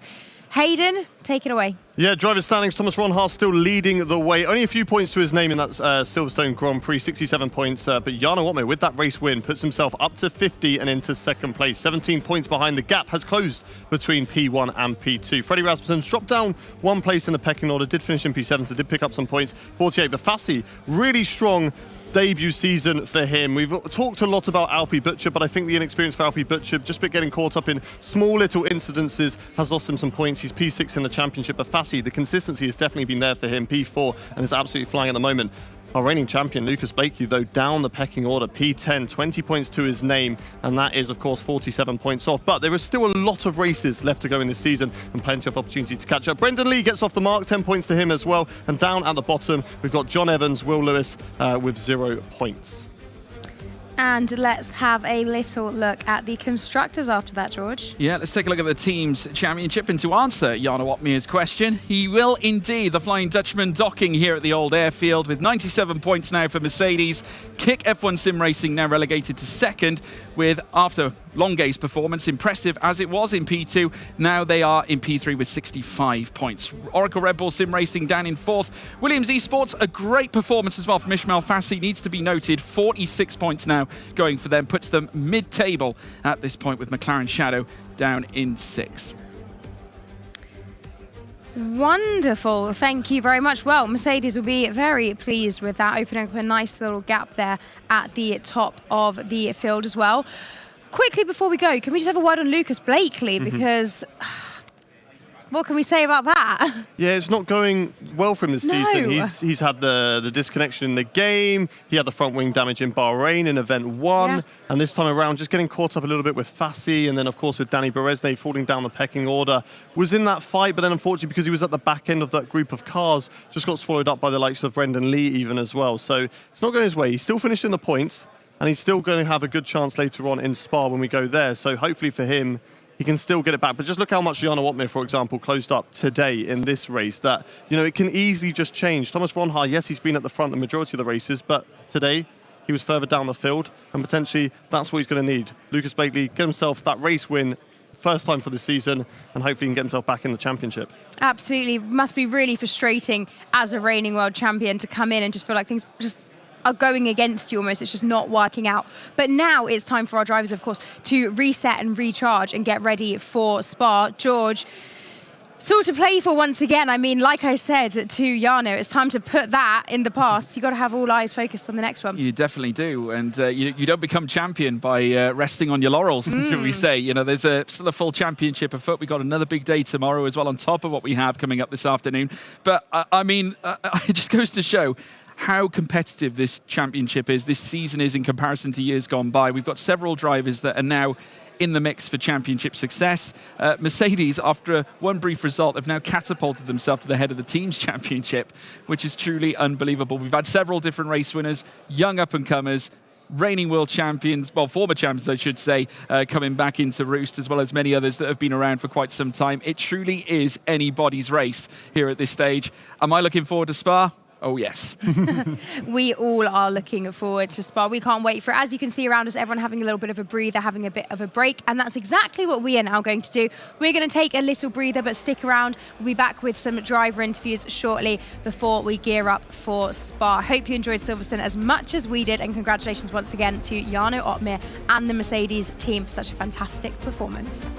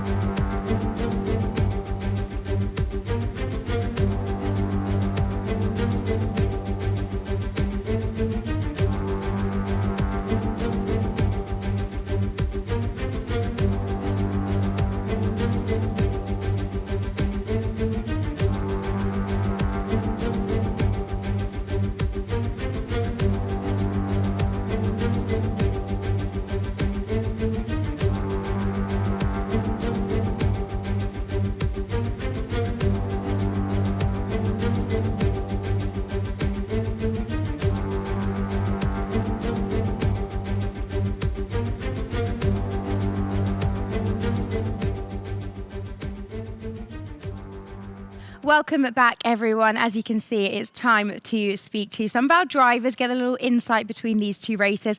And I'm here with Barry Burman. Barry, Silverstone done and dusted. Give us your thoughts on it. Yeah, first, I don't know what to say about Silverstone. I think P6 was a really good opportunity to gain even more points. But unfortunately, we completely messed up their strategy and we completely misjudged their strategy and everything. And it cost me such a good points, but I guess I have to forget about it. Not really happy about it. And then for Spa, I mean, I'm looking forward to it. Starting P1, anything can happen. Absolutely. I mean, I know you're saying that you're very frustrated with Silverstone, which is completely understandable. But the nature of this setup right now is that one race finishes and it's, you've got to put it to the side and start with the next one. And you're starting in the best possible position for Spa. We felt and heard the emotions earlier, how happy you were about getting that pole position. So looking ahead to it, let's try and bring those emotions back instead. So much up for grabs there.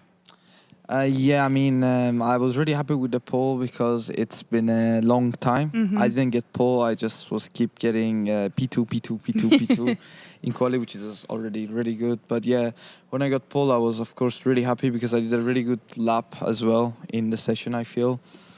And yeah, I mean, Spa, P1, really not, I guess in Spa, P1, P2, P3 are exactly maybe the same. But it's just in pole in quali will gave me just that 1 point, which could be crucial. But yeah, in the race, hopefully we just look at the strategy in Silverstone. Hopefully we're not gonna do any mistakes like that because yeah, that strategy cost me so much points in Silverstone. And looking ahead to Spa, it's a race that we often see tricky conditions at in terms of the weather. How are you guys feeling about that? Yeah, I think everything got covered in the practice, and I'm not really like saying I prefer any condition. If it's wet and I have a good start, I will fully take it because the overtaking will be really hard. And if it's dry, I'm just gonna play. It's like a game Spa because the DRS is super powerful. So we're just gonna try to win the game, and yeah, that's it. And what is it like doing a lap around Spa? I mean, it's one of the most iconic tracks that we have on the calendar. You've got that lovely Eau Rouge up to the Rodillion. What's it like? Well, Spa is probably one of the best tracks in Formula One, let's say, and it's one of my favorite as well. And well, in the game, it's really easy to invalidate your lap time in quali, which was I think one of the hardest thing in this quali as well. And I'm just happy that I didn't invalidate it and I did a good lap. But even in the race, it's so easy to get warnings, and then you get 3 warnings and 3-second time penalty, and basically race over.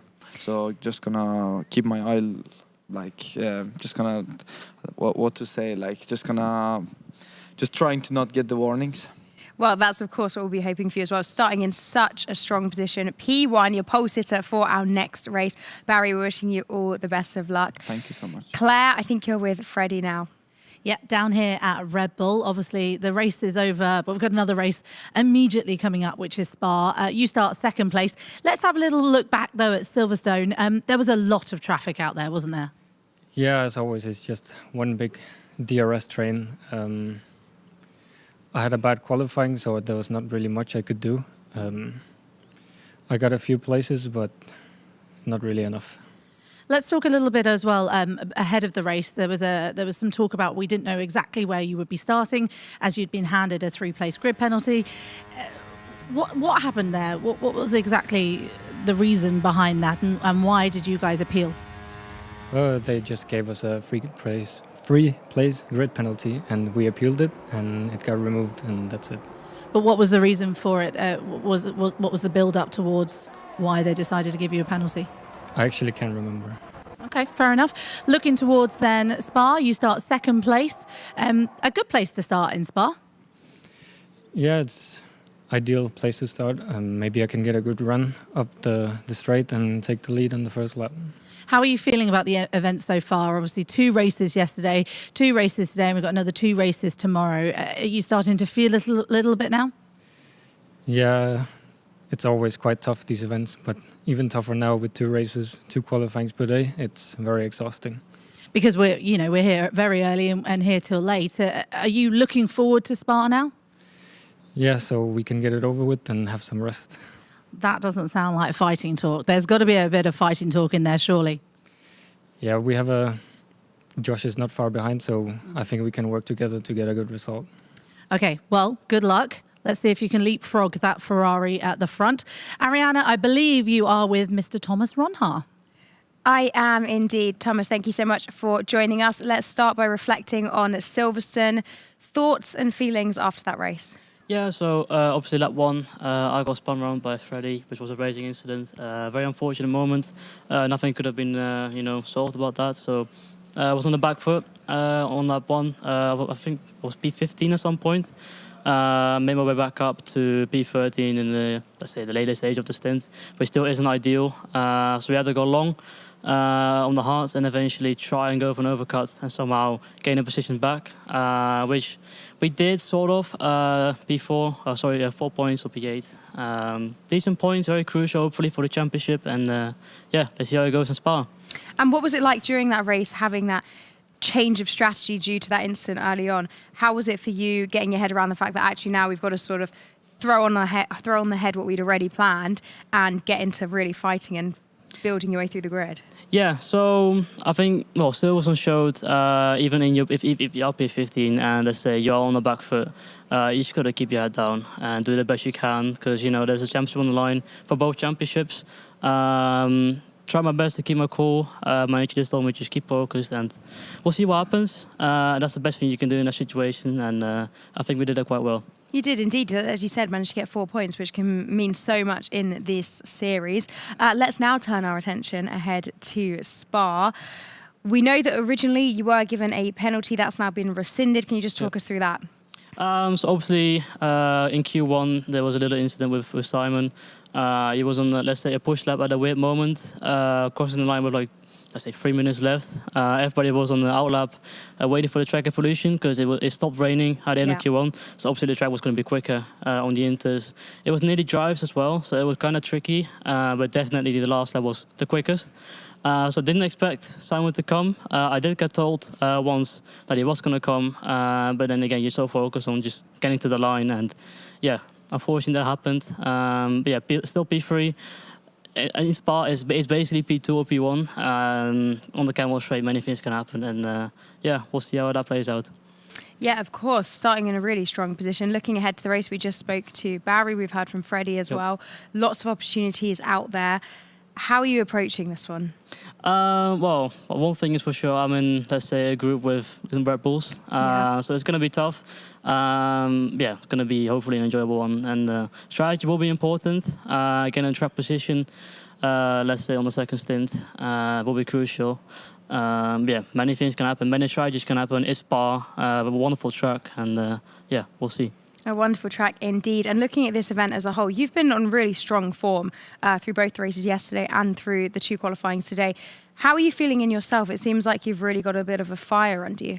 Well, of course, I try to do my best. Yesterday went very, very well.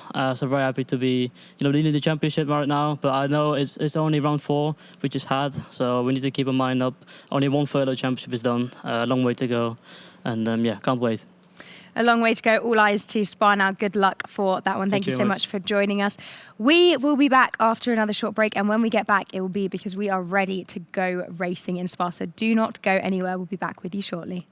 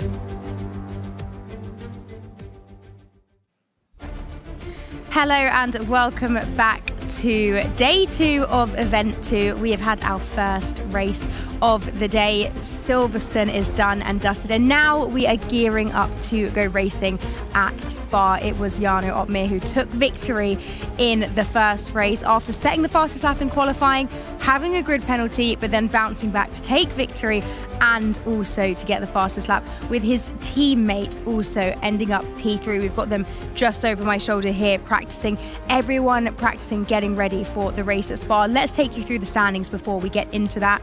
If we look at the drivers' standings, we have Thomas Ronhaus still leading with 67 points. Jarno Opmeer managing to bump himself up there to 50 after that victory. Freddie Rasmussen P3 in the standings with 48, and only 2 points behind him, Ismail Farsi and Nicolas Longuet P5 with 43 points. As we then continue down, a bit more of a gap to Alfie Butcher in P6. We have Danny Berejne, Jake Benham, Barry Burmond, Lucas Blakely rounding out the top 10. And then as we move further down, Jed Norgrove with 15 points in 11th. Wilson Hughes, Brendan Lee, Josh Edo, Fabrizio Donoso and Simon Weigang with the final point there. And then below that, from Tom Manley down, all still hoping to get a point on the board, unfortunately, with Will Lewis down there at the bottom of the grid. And if we then turn our attention to the constructors' standings, Mercedes have managed to leapfrog their way forward with 97 points, leading the constructors' standings, taking that position from Kick F1, who now sit in second with 77 points. The Scuderia Ferrari team are third with 65 points, followed by Oracle Red Bull Sim Racing. Then it's William Esports McLaren Shadow in 6th. Haas, AlphaTauri, Aston Martin and Alpine at the bottom of the grid there with no points yet. That is your constructors' standings. That is how things are lining up as we head into the second race of the day. And we're going straight into some interviews. As you can see, I'm joined by Jonah Martins from the Ferrari team.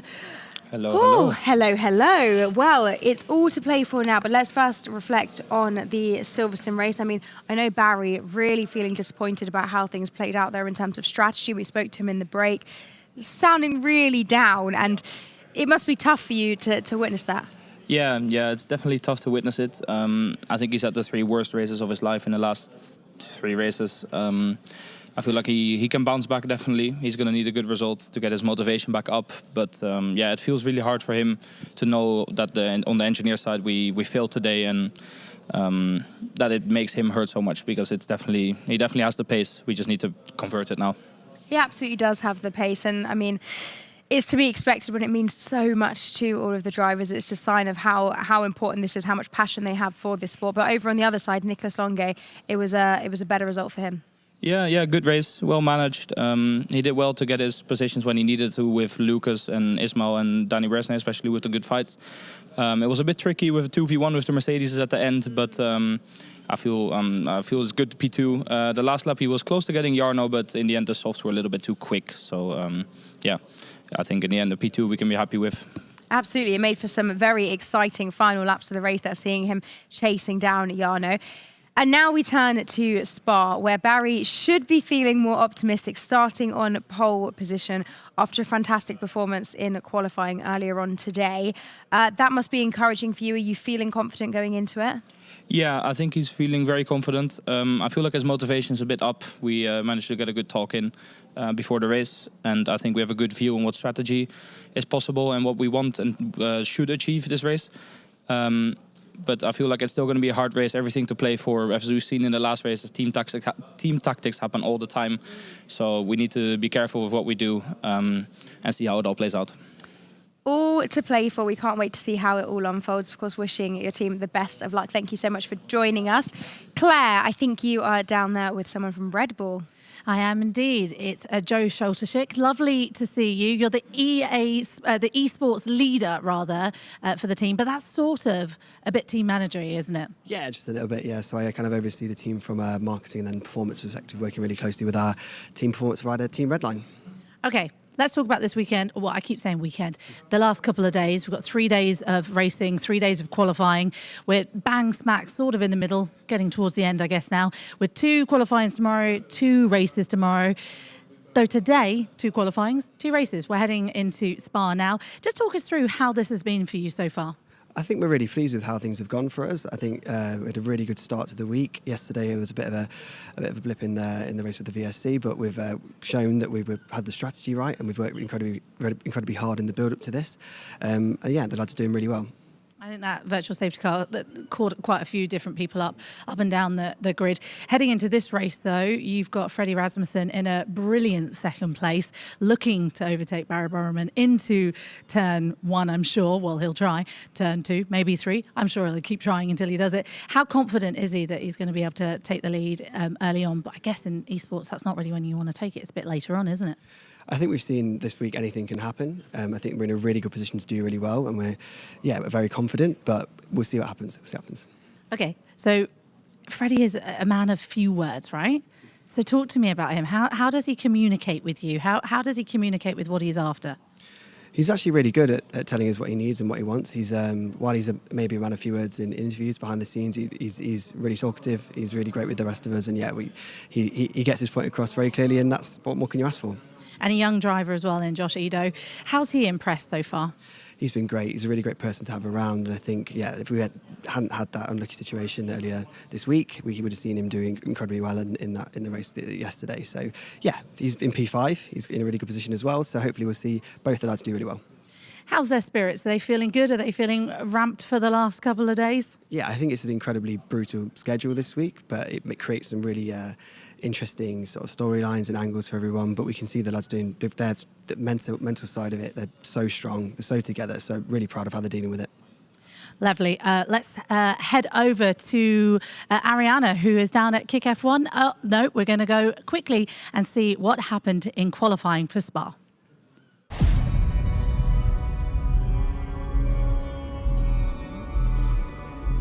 Now move across to the woods, the forests of Stavolo Hayden Gullis, a circuit that is steeped in Formula One history, opening back in August of 1921. It is one of the most beautiful racetracks they have ever made in the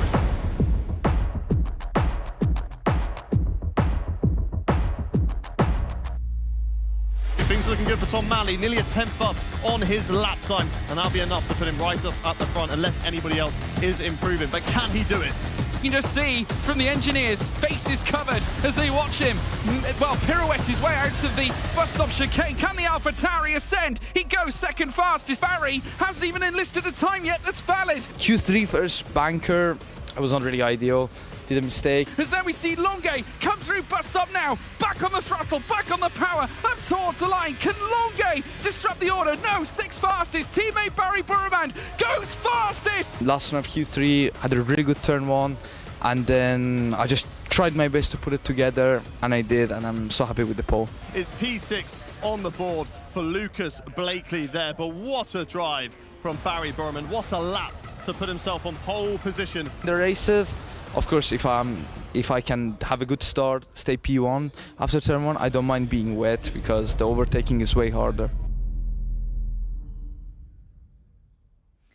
Well, there is your look back on qualifying, and now we have another interview lined up for you before we get into things. We are joined now by the team manager at Kick F1, Samuel Lebert. Samuel, right, let's, as we've been doing, look back on the race that we've just had. Both drivers able to get into the points. How would you reflect on that one? Yeah, it was a pretty tough run.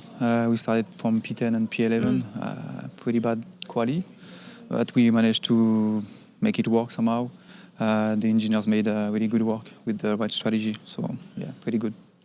And what was it like for you during that race as you were trying to fight your way up? Phil, we spoke to Thomas Ronhart earlier, and he said it was tricky, but is there a level of excitement when you are trying to chase through the pack like that?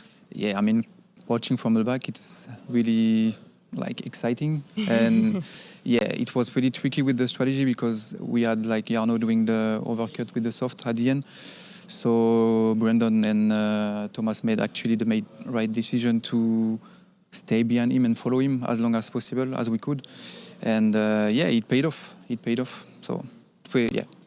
It did pay off indeed. Yeah. From your perspective as team manager, what is it like when you're in a race like that where you have an incident early on and then you have to rejiggle everything and think about the strategy again and try to manage all those moving parts? well, to be honest, I don't have anything to do with the strategy. We have one engineer there with me and one engineer at home doing all that stuff, and they are doing it like perfectly since yesterday. So I don't have anything to do with that. I'm just like checking that everything is working perfectly remotely and doing all the report that we have to make if there is an incident or not. So yeah. You're just the calming presence, hopefully, overseeing everything. And looking ahead to the race now, Spa. An exciting classic track, opportunities all around. How are you feeling? How are the team approaching that? We have Thomas, we're starting P3, and Brendan P12, so that's going to be 2 different races in one. We know that the first straight is going to be really tricky. Starting from P3, it's pretty much the best position in my opinion, so maybe we're going to be P1 at the first of the straight, at the end of the straight, I mean. And for Brendan, it's going to be, a total different race. We're going to try to have the best strategy again to make it work. I think we can maybe finish in top 5 for both cars, so at least that's what we want. We are aiming for the victory for Thomas. So. Yeah. Fantastic potential there. What is it like at the moment as team manager? You have 2 drivers who are having quite different starts to the championship. You've got Thomas who's leading, and then you've got a former champion who seems to be struggling a little bit more. How is it at the moment managing that? It's not really hard because like Brendan is a really experienced driver. We had quite a bit of problems with the rigs and the wheel in the first round and this week as well. It seems to be fixed now. So as you saw, Brendan finished P5 in the last race. So hopefully it's going to continue for him. And for Thomas, I don't think there is nothing to say. I mean, he's just proving race after racing that he's really good, performing always really good, and let's hope he's going to win the race. He absolutely is proving that. Thank you so much for joining us. Good luck for this one. It's time that we go racing. Hayden and George, it's over to you. Let's get things going at Spa.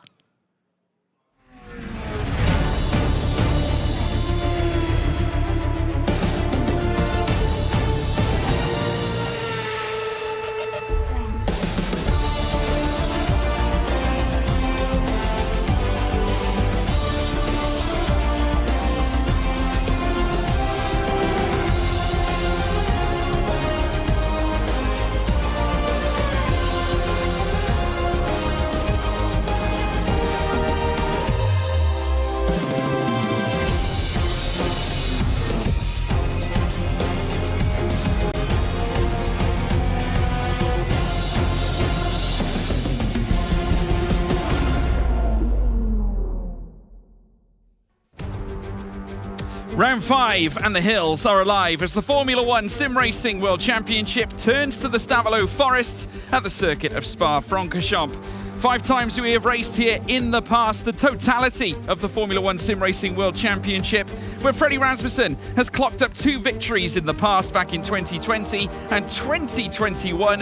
Who won it last year? Barry Burremand. And of course, both of them share the front row this time today.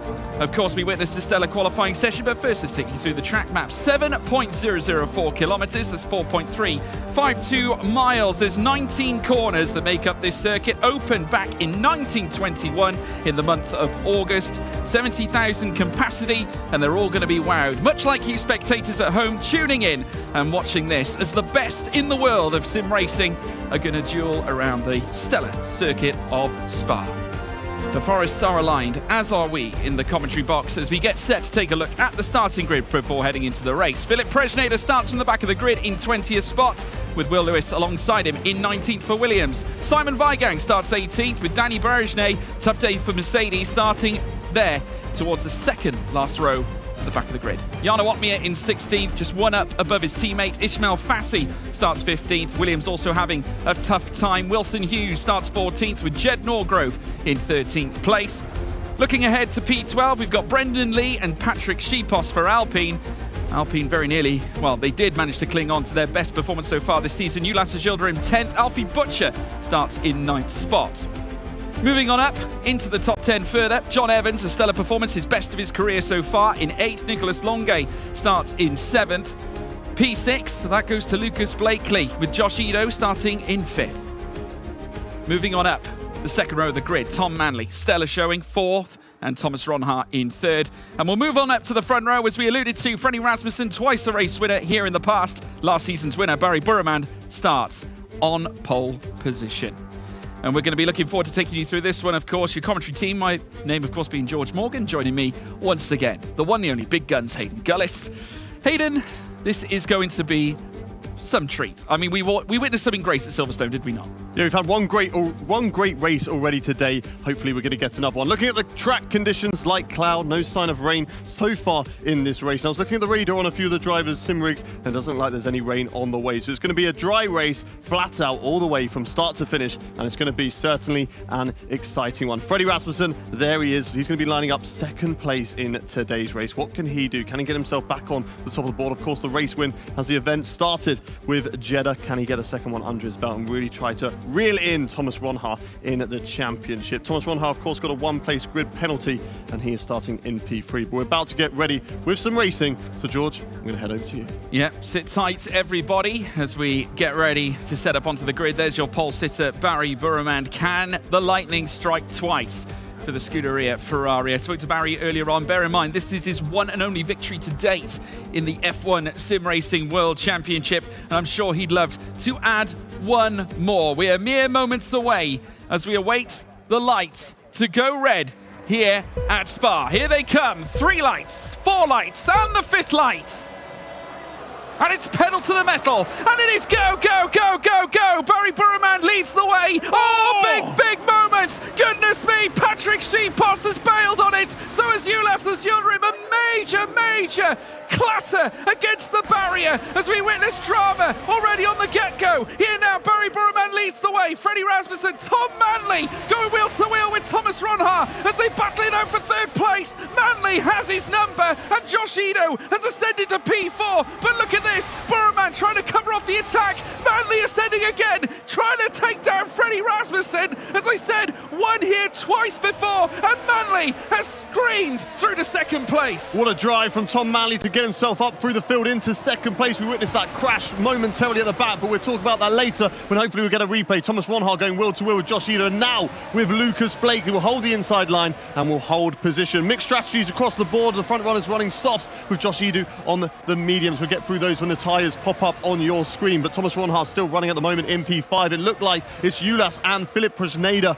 who got caught up together, both missing a front wing. It looked like the Haas was in front of the Alpine. They just got caught together and then skated over to the inside barrier, and unfortunately looks like for both those drivers their day is done, sadly. But looking further back up to the front of the field, Thomas Ronhaar in P5. Let's take a look through the tyres. So we've got the front 3 who are on softs. They're going to be really trying to break away from the rest of the drivers. Mediums for Josh Ito and mediums for Lucas Blakely. Alfie Butcher on the hards. We've got Thomas Ronhaar overtaking Josh Ito. Of course, he's on those softer compound tyres, going to have much better grip, and he wants to get past those medium runners as soon as possible. Further down the field, unfortunately for Ulas, he was hoping to try and go down the field as Thomas Ronhaar. Huge dive there on what looked like, which car was that? Was that Josh Ito there, trying to get up the inside? It looks like he's recovered it well. He's not dropped out of positions. He's still holding P5, but that was close to losing completely. Dives up the inside now on Josh Ito, and again, a little bit of frustration there from Thomas Ronhaar, collapses into the side. I think that this time it was a Freddie Rasmussen, and he's losing a lot of positions at the moment, and that was not smart there from Thomas Ronhaar.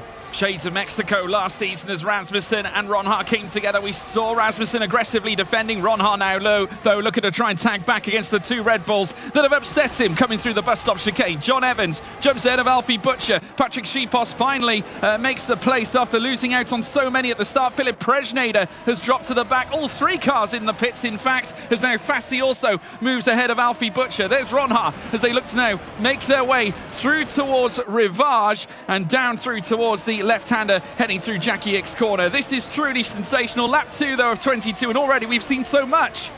Thomas Ronhaar extremely lucky not to have front wing damage after not 1 but 2 collisions with the Red Bulls. Now on the tail end of Josh Ito, who'll want to look to get past him and do it cleanly as well. Both Lucas Blakely and Josh Ito, though, they're on medium tyres at the moment, and they are really doing well. Let's take a look at the replay, George. Yeah, this is the crash that Ronhaar had heading through bus stop, the moment that allowed Rasmussen to carry on through. It was a very overzealous dive, you could argue. Again, it was a bit late, and I think he's paid the price for it. And those little moments are starting to affect Thomas Ronhaar. The Dutchman not having this his own way. It certainly hasn't been the championship that he had last season. Certainly so far. Thomas Ronhaar under a little bit more pressure. Maybe that's just the break between the first event and the second event, allowing the rest of the field to close up and have this, really fierce competition that we're seeing at the moment. Barry Broman set the fastest lap, but that's been taken now by Lucas Blakely, who's running a phenomenal race at the moment. Medium tyres should be slower than those front three runners, should be overtaken by Thomas Ronhaar, Nicolas Longuet, but he's holding his own. He's in P4 at the moment. This is working fantastically for Lucas Blakely. We spoke to him in between the first race today, Silverstone, and this race in Spa, and he was just asking us, when is the luck going to start going my way? He's not had the best luck so far this season. Could this be the one that he gets his first race win in this series and tries to move himself up to the front order to fight to retain his title?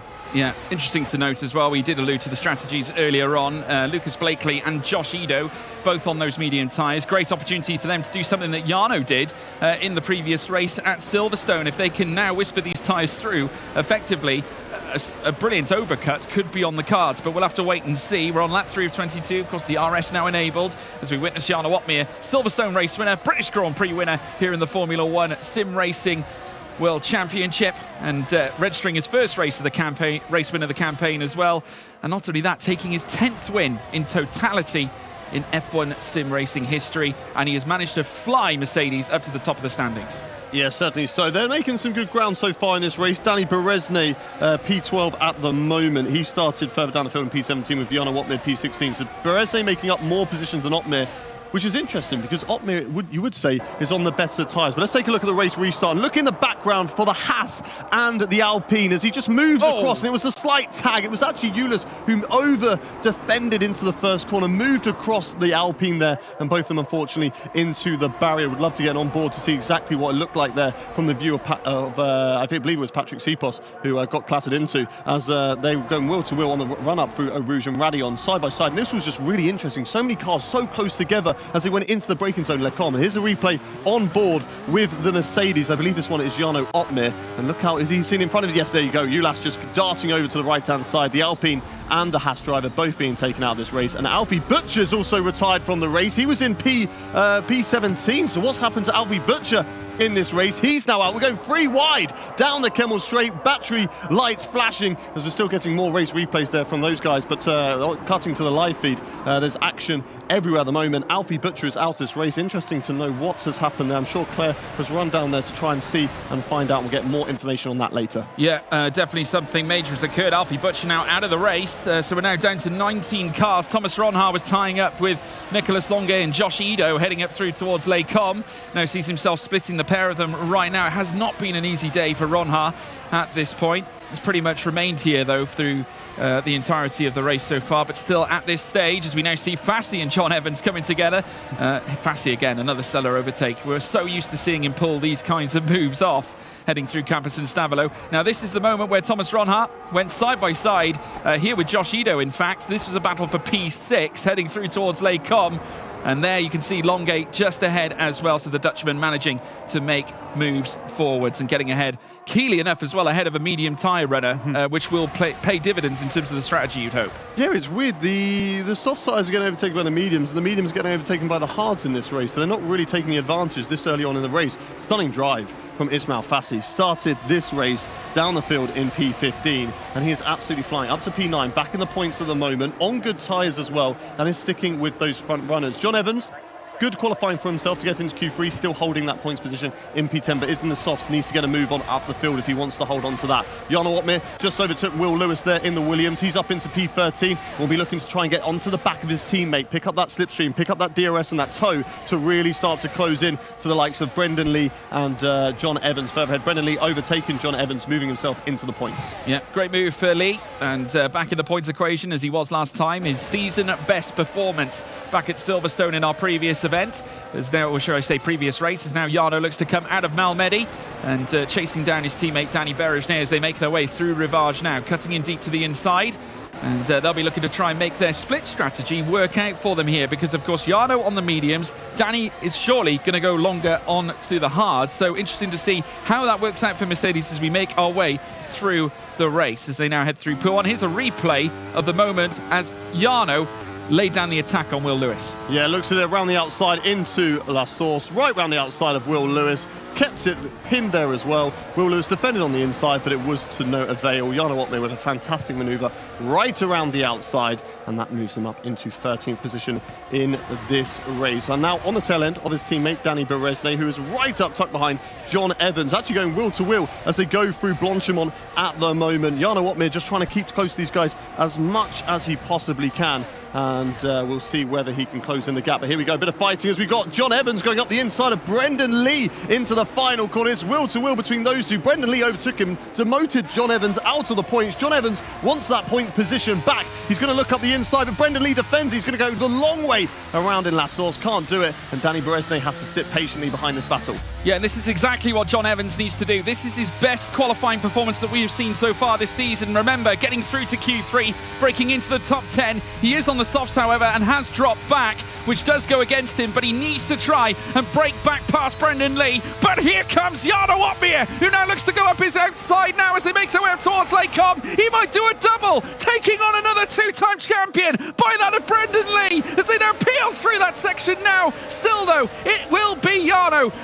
Beresne, who jumped ahead of John Evans. Couldn't quite catch Brendan Lee, however. I didn't want to correct you because you were just I was in the moment, man. There. In the moment. The amazing Claire Cottingham has been running around, finding out what has happened, and she has relayed some information to me. Alfie Butcher sadly got a little bit of front wing damage, must have happened potentially at that start, and he retired because of that. Because sadly, any single little bit of damage, we don't have usually safety cars or virtual safety cars. Of course, we did have it yesterday, but on the majority of the races, we don't have those as a lifeline to get yourself back into these races. So if you damage your front wing, you have a spin, anything like that, sadly, your race is most likely done. But John Evans holding on to the back of the pack, and it's not really going well for him because he's on the soft tyres and you kind of expect him to move further up the field, and sadly it looks like he's falling down.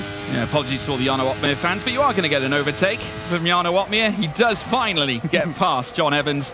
Eventually I'll get my eyes tested, I promise. So you now venture through Blanchimont and down through towards Bus Stop. Danny Beresne still in 11th spot. And Jarno now hovering all over the back of his teammate. As I said, different strategies. Freddie Rasmussen are now coming up against Lucas Blakely. Now, this is where two juggernauts will collide, heading through towards turn one. Blakely with the inside line coming through La Source. Rasmussen hovering around the outside as they look to try and send it through towards Eau Rouge and Radion. Who's bravest as they head up through one of the most daring sections of this circuit. Still in fourth position though, Rasmussen here at this point, but he'll have the chance with the slipstream and the DRS as they head up through towards Lake Com this time. There you can see them, surely not three wide here on lap 7 of 22. They're going to try, as they do peel through. Blakely takes the lead, takes it away from Tom Manley. Burman now relegated to third. Rasmussen still waits in fourth. Lucas Blakely take a bow. What a double overtake that was to take the lead of this Belgian Grand Prix. He said he wanted some luck, maybe a little bit of skill as well to put himself into the lead of this race, and in prime position on those medium tyres, which suggests to us that those softs have dropped past the 25%. They've hit that drop-off zone. Now they're going to start to plateau, which means the medium tyres are the best tyres to be on at this stage of the race. So watch out for those soft tyre runners to start to become vulnerable. Freddie Rasmussen is currently one of those soft tyre runners in P4. Not at the back end though, that is Thomas Ronha. He's the one who has to be careful because Josh Edu and Jed Norgrove are right on their tail. And of course, the Red Bull family, they're going to be wanting to get past someone like Thomas Ronha. Kick, of course, having a fantastic season so far in the Constructors' Championship. They want to demote them and try and move one of their teams up the order. But watching on board now with Frederick Rasmussen in P4. 2 tenths currently behind the Ferrari driver of Barry Broman. Barry, of course, starting in pole position, but just because he's currently in P3 does not mean he is not in contention for the race win. All drivers not pinning into the pit lane yet from those soft tyres. Still plenty of the race left to go. So no chance for pit stops just yet, apart from those drivers who have, no, maybe not. We have got a couple of drivers in the pits. John Evans and Will Lewis kind of were falling off at the tail end of those soft runners, sadly for them. So they're going to try that undercut. We saw the undercut work fantastically to get themselves in prime position to at least fight for those positions. But then, in the end, the overcut worked for Jarno Opmeer, and he flew through the field. So we'll see something like that later on. It does work from time to time, and I must say it was a brilliant display at Silverstone. Barry Burman looking to try and fight back to gain the places that he lost. He is now blasted ahead of Lucas Blakely. Tom Manley, of course, retaking that lead, and now holds it for AlphaTauri. Good display from Manley here in this event so far. With Stella back at Silverstone in Q2, where he did go fastest of anybody, taking P1 leading up to the Q3 stage of that qualifying session. Now looking to take the major points, and could do this time. The front two now adopting those soft tyres. And eventually they'll start thinking about pit stops here, Hayden, because we know that this is a long lap here, so tyre wear impacts a lot over one solitary lap. Yeah, you go one lap too late, you kind of, you held up for nearly just shy of 2 minutes of lap time there. So it's a lot of time that you're going to be losing to those guys that are doing an undercut. And the undercut obviously is going to perform so much better because you can stick on a brand new set of tyres. Those tyres would have dropped off already on the guys who are staying out a little bit longer, and you can start to reel them in. But the deficit is that you're going to be on older tyres later on in the race, so those guys who pit later can start to catch you up. Barry Burman, Tom Manley and Freddie Rasmussen, Nicholas Longay all yet to come into the box from those soft tyres, but we might start to see that soon. Will Lewis and John Evans, there are guinea pigs. They've decided to come into the box off the soft tyres. Will Lewis, though, has decided to go onto soft tyres. So interesting strategy call from them. Peeling into the pits, Tom Manley, and it looks like Freddie Rasmussen is in there as well. Yeah, it's Manley and Rasmussen who have decided to jump, and they're not alone either, because Nicholas Longay has decided to do the same, as has Thomas Ronha. As we now see Ulas Gilderim following on with Patrick Sheepos. Remember, these two were involved in that tussle right at the start that ended up with both of them heading into the barrier, clattering it pretty hard as well. No doubt both having to box to repair the damage to their front wings as they now hurtle down through towards the bus stop, but this time we rejoin the action up at the front. Lucas Blakely and Barry Burman coming together. Blakely getting the overspeed as they make their way up towards Les Combes. This time Blakely leads, as now Burman is relegated to second. Josh Edo now up to third. Jed Norgrove waiting in the wings in fourth place. He's had a fantastic event, as Jed Norgrove, and Ishmael Fassi down in fifth, still very much in the mix. And a quick shout out to Brendan Lee now. Of course, after all those pit stops that have now flurried inwards, he's on the hard tyres. He can go longer. Those hard tyres are going to perform here in this initial, should we say, three-quarter stint of this race. And we'll see how that strategy unfurls as he goes for that huge overcut. I noticed earlier on Josh Edo's light was flashing at the start of this lap, meaning that after those guys peeled into the pit lane, there must have been a bit of a gap between him and the front runner. So he burnt the ERS to try and catch up to those guys to make sure he was not a sitting duck and out of the DRS range. On board now with Jarno Opmeer as they wind their way down in towards Stavalo at the end of lap 9 now. We're going to see potentially more drivers peel into the pits. Certainly Barry Burman surely has to jump into the pits on this lap. Nicholas Longay got preference of the undercut though from Ferrari. So interesting strategy between those two drivers, that the driver who was actually behind in terms of order on the track got preference in boxing. So it'll be interesting to see how that plays out. Of course, Barry Burman was the one who put it on pole for this race as well. Nobody actually peeling into the pit lane there, and Barry Burman opting to stay out for longer. So the soft tyres still working fine for him. He wants to stay with the train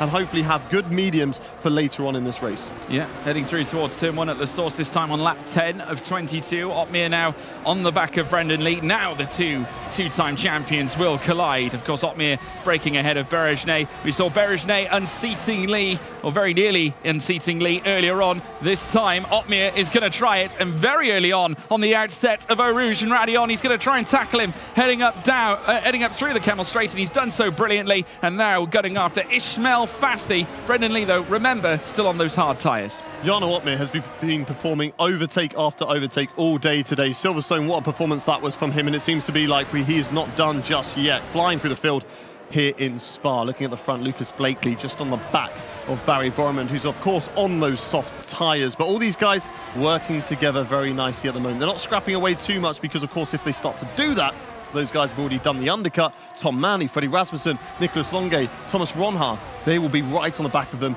or most likely up the road in the distance if they start scrapping away the fronts. They have to play it smart. Jarno Opmeer, though, making nice clean overtakes and needs to do that continuously through this race to again make sure they don't hold up each other. Here's one of the chasing pack, Thomas Ronha on the back of Nicholas Longay. Will Lewis on the soft tyres has managed to get himself back up to the rest of these drivers, but it'll be interesting to see whether those soft tyres can last till the end of the race. I'm sure they're going to be hurting, but it's allowed him to catch back up to this chasing pack. He's got the DRS on those guys again, so is John Evans, so it'll be interesting for those guys where they can filter out later on. Lucas Blakely tucked up right behind Barry Burman at the moment. There goes Barry peeling into the pit lane, deciding it's enough of those soft tyres. With 12 laps left to go, he fancies a pair of, or a set of mediums.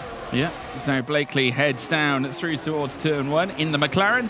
Powers straight back out again with Josh Edo in hot pursuit. And Burman now adopting, as you say, those medium tyres. And he'll be looking to try and make this strategy work. Let's see where he comes out. Obviously, currently filtering in behind other cars that are in the bottom 10. He will at least, I think, finish out in 16th at this stage. Obviously, Patrick Sheepos boxing very early as we now rejoin Barry Burman coming out of the Pit lane, and indeed 16th is where he sits. So now it's down to him. Of course, many cars up ahead still yet to box, as now Wilson Hughes topples Simon Weigang in a battle for that P8 place.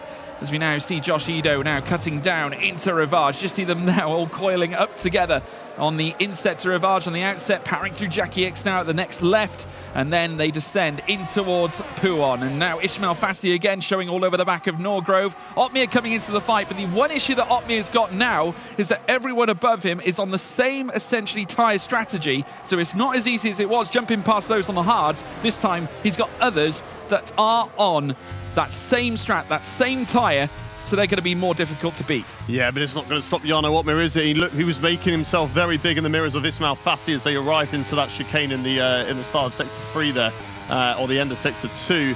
Looking further back, Barry Borman's going to have to blitz the battery in order to catch back up to that chase impact. John Evans is the car he's going to be looking for. The gap between those two, just over 1 second now, 1.5 between those guys. We're on board with Ismail Fassi. He's dropping it back a little bit from the rear of Jed Norgrove as they go through the final corner. Nobody deciding to dart into the pit lane just yet from those medium tyres. So they're all filing in formation right now. But Jarno Otmir right behind them. Certainly a great drive from both Mercedes drivers at the moment. They're finding their way through the field. And of course, Ismail Fassi as well. He started this grid in P15 and he's managed to find himself up into P4 at the moment. Yes, okay, we haven't got the provisional order because there are drivers still yet to pit. As into the box comes Simon Weigang. He's going to drop to the back of the field. Well, not certainly at the back, but at the back of the chasing pack. As Barry Burman, that gap is 1.3, 1.1, and I think he's just about going to get within that DRS of the car ahead, which is, of course, John Evans. As they're going wheel to wheel, Jarno Otmir having a look around the outsides to go in towards their com. Ismail Fassi holds the inside line.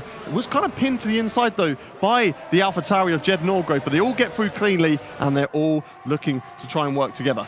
Yeah, Fassi now looking to deep down into Rivage now as they go wheel to wheel. And now Jed Norgrove under attack here. Fassi unleashing his spirited pace. Norgrove, though, sending it up the inside as now Fassi gets the run on the switchback heading through Pouon. He gets pushed to the left-hand side by Norgrove, who relentlessly tries to retain the place. Fassi losing the car altogether. Very nearly getting on the curb as well as a consequence and barely hangs on. How did he hang on to that, Hayden? No idea. Great save there from Ismail Fassi. Just a slight amount of contact as they go into such a high-speed section, which is, of course, the Pouon corner.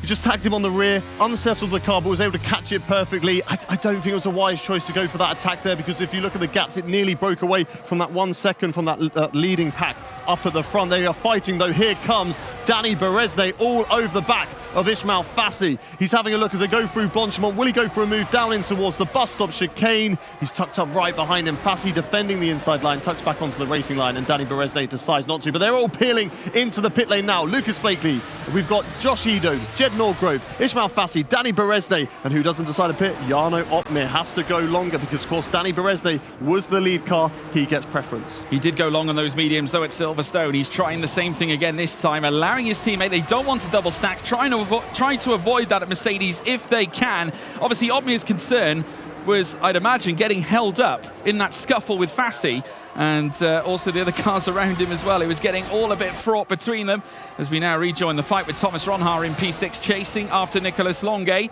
We've got Wilson Hughes now down in second. Your net leader is Tom Manley, still in P3. As we now see them climb up through the Kemmel Straight. Rasmussen will have a chance to attack as well. Again, we nearly go 3 wide, but Rasmussen now looking to try and take that net P1 away from Manley. Manley holding on that inside here at this stage. Thomas Ronhaar trying to follow Nicolas Longuet further up as well as they peel down towards Rivage this time. And once again, Ronhaar still trying it. We've got John Evans as well, battling after Will Lewis. A little bit of contact in the back of the Williams as well as they pirouette, heading out of the Jackie X bend, but as they stay, they are as they are, but this time down the inside from Barry Burman. A truly overzealous move, but it works and jumps ahead of Ronhaar. A great move from Barry, of course. He was the one who was, hanging back a little bit by 2 seconds after he made his pit stop. He's managed to catch up perfectly and work his way back up towards the front of this chasing pack. John Evans and Will Lewis fighting a little bit too much, I think, on the back there. They're unfortunately just outside the 1 second, but John Evans burning that battery to get himself back in there. Interesting to note, Danny Beresde, Brendan Lee went on the hard tyres. Now, we have seen from other drivers, they are trying the soft and mediums, knowing that strategy can work in this race. But Danny Beresde, Brendan Lee deciding that soft mediums is a bit too much for them. They're going for hard to mediums. Don't want to touch the softs. Maybe that's a sign that they're not very good on their tyres around here. As wheel to wheel goes Nicholas Longe and Freddie Rasmussen. Freddie Rasmussen currently in P3. As into the pits comes Wilson Hughes off the hard tyres. Who doesn't come into the pits though? Jarno Opmeer. Once again, as you said, going very long into this race. Some people might say, why is he doing that? You know, all these guys are going to be catching up. Look at the gap, it's only 8 seconds, but we've already seen that him on the softs later on in this race is a great chance to try and take the race win. Yeah, and we got another battle coming up through Kemmel as well. Barry Burremand making his way up. Let's take a look at the replay involving John Evans and Will Lewis down the inside of Pouon. It was a very nice move from Evans to get that done. A little bit tail happy. We got a battle though, heading up through Les Combes straight away at the top of the hill, and certainly Rasmussen now taking the net lead. Barry now jumps ahead of Tom Manley this time. Manley had a little look down the inside, heading through towards Rivage in a bid to perhaps take a place back at the very least, but he's got to be wary because Longe now, Barry's teammate, is on his tail. Can these guys just behave? When we're trying to show a replay, can they just show the etiquette not to start going wheel to wheel so that we miss that battling? Great stuff out on track from these guys. Fantastic, clean racing, and that is exactly what we love to see. So much action today. Silverstone, an amazing race, and it looks like Spa is stepping up to that as well. Incredible racing between all these drivers. Jarno Opmeer still leads the way, but the gap is coming down. 7.4 seconds between Jarno Opmeer and now that chasing leader, which is Freddie Rasmussen. Barry Burman, though, fantastic performance from him. He's got 2-lap younger tyres compared to this chasing pack, and he'll be looking to try and get himself back up at the front. Wheel to wheel now, Lucas Blakely and Will Lewis. Will Lewis is trying to defend from that, but unfortunately can't due to those fresher tyres from Lucas Blakely. On the softs, they're only 1 lap old, and Jarno Opmeer is indeed coming into the pit finally, and he will be going onto those soft tyres, of course. So only 7 laps left to go on the softs. He's going to be flying through the field, but is it maybe a little bit too late?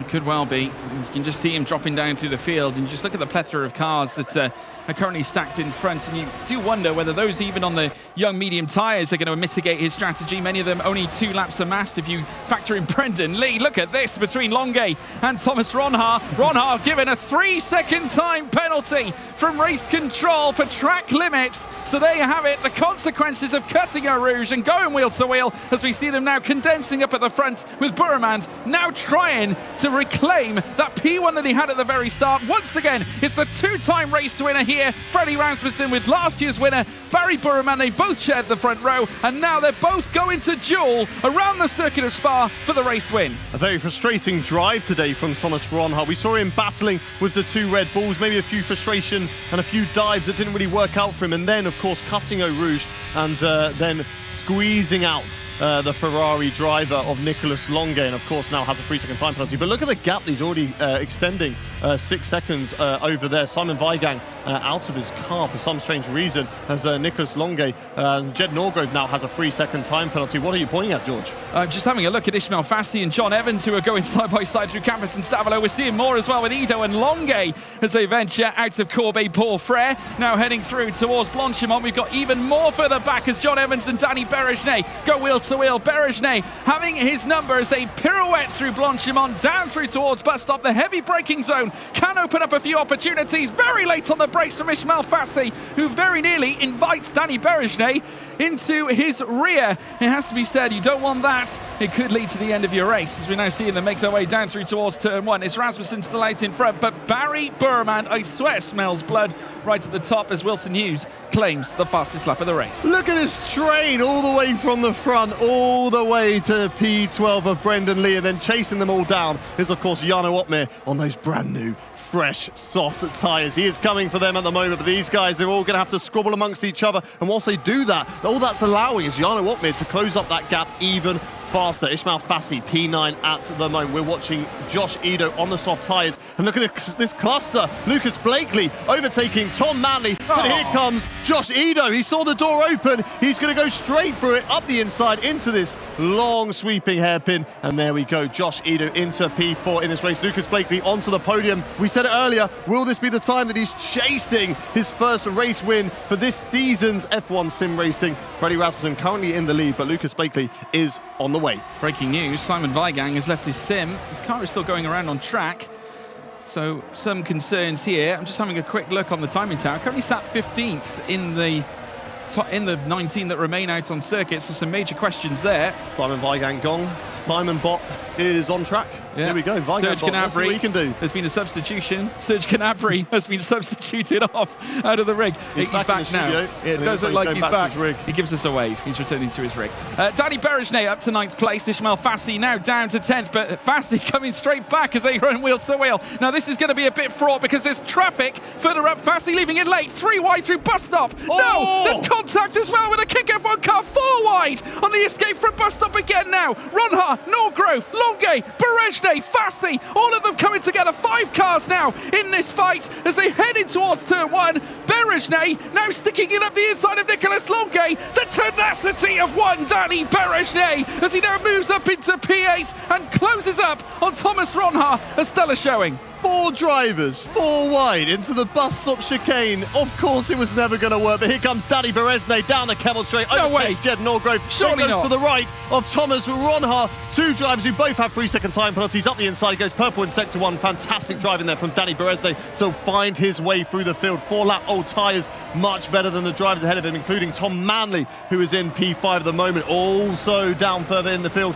Jarno Opmeer, 13th place. He is closing up 1.4 second gap to the rest of the pack, and then it's all about whether he can find his way. But we've already seen they're so close together and they're all just scrapping with each other at the moment. It's going to be difficult for Opmeer to find his way through the field. Danny Berejnay has just taken down 5 cars in one sector, the opening sector coming out of turn 1. It all commenced though coming out of the bus stop chicane. It got chaotic. Brendan Lee now going for it as well, very late on the brakes through the Lafanier chicane. That's a racer's move if I've ever seen one, and the 2-time champion now in 9th is looking to enlist himself higher as well. Jed Norgrove next on his list. He's bidding to try and follow Danny Berejnay through. He's got a little bit of work to do it, but Berejnay now on the attack. He is relentless. He's not giving up either. He's got Tom Manley ahead of him and Jarno Opmeer as well making moves. Mercedes now attacking these remaining 5 laps. Yeah, Jarno Opmeer's got past John Evans there on those soft tyres, and now he's right on the back of this battle. Ismail Fassi and Nicolas Longue go side by side into the bus stop chicane.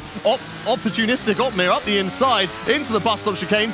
Longue will have the inside as they go into turn 1, but he's going to have to try to do it around the outside. He's got much better battery, and there he goes ahead, and he's up into P11. 1 place now off the points, but here comes Longue up the inside. And can he hold it? Yes, he can. Opmeer up into P10, P11 now. Yeah, certainly is. And now he's got Eau Rouge and Radion to come. Do you remember what he said in his post-race interview back at Silverstone? Points would be beautiful, and he might yet get them here because Ismail Fassi is a sitting duck, and a very primed Jarno Opmeer is going to try and land a blow to the Williams and has sat him down in P11. Jed Norgrove is next, and now as he looks to circulate his way through Lake Com, Malmedy next. Jarno Opmeer on fresh, very fresh soft tyres. 3 laps accrued on them as the 2 Kick F1 cars come wheel to wheel. Brendan Lee now up to 7th. Yeah, the 2 Kick cars swapping positions because Brendan Lee has much fresher tyres and also doesn't have a 3-second time penalty that Thomas Ronha does. Another team that did that, Red Bull. Josh Ido was allowed to overtake Freddie Rasmussen there and move up into 3rd position. He's also on brand new soft tyres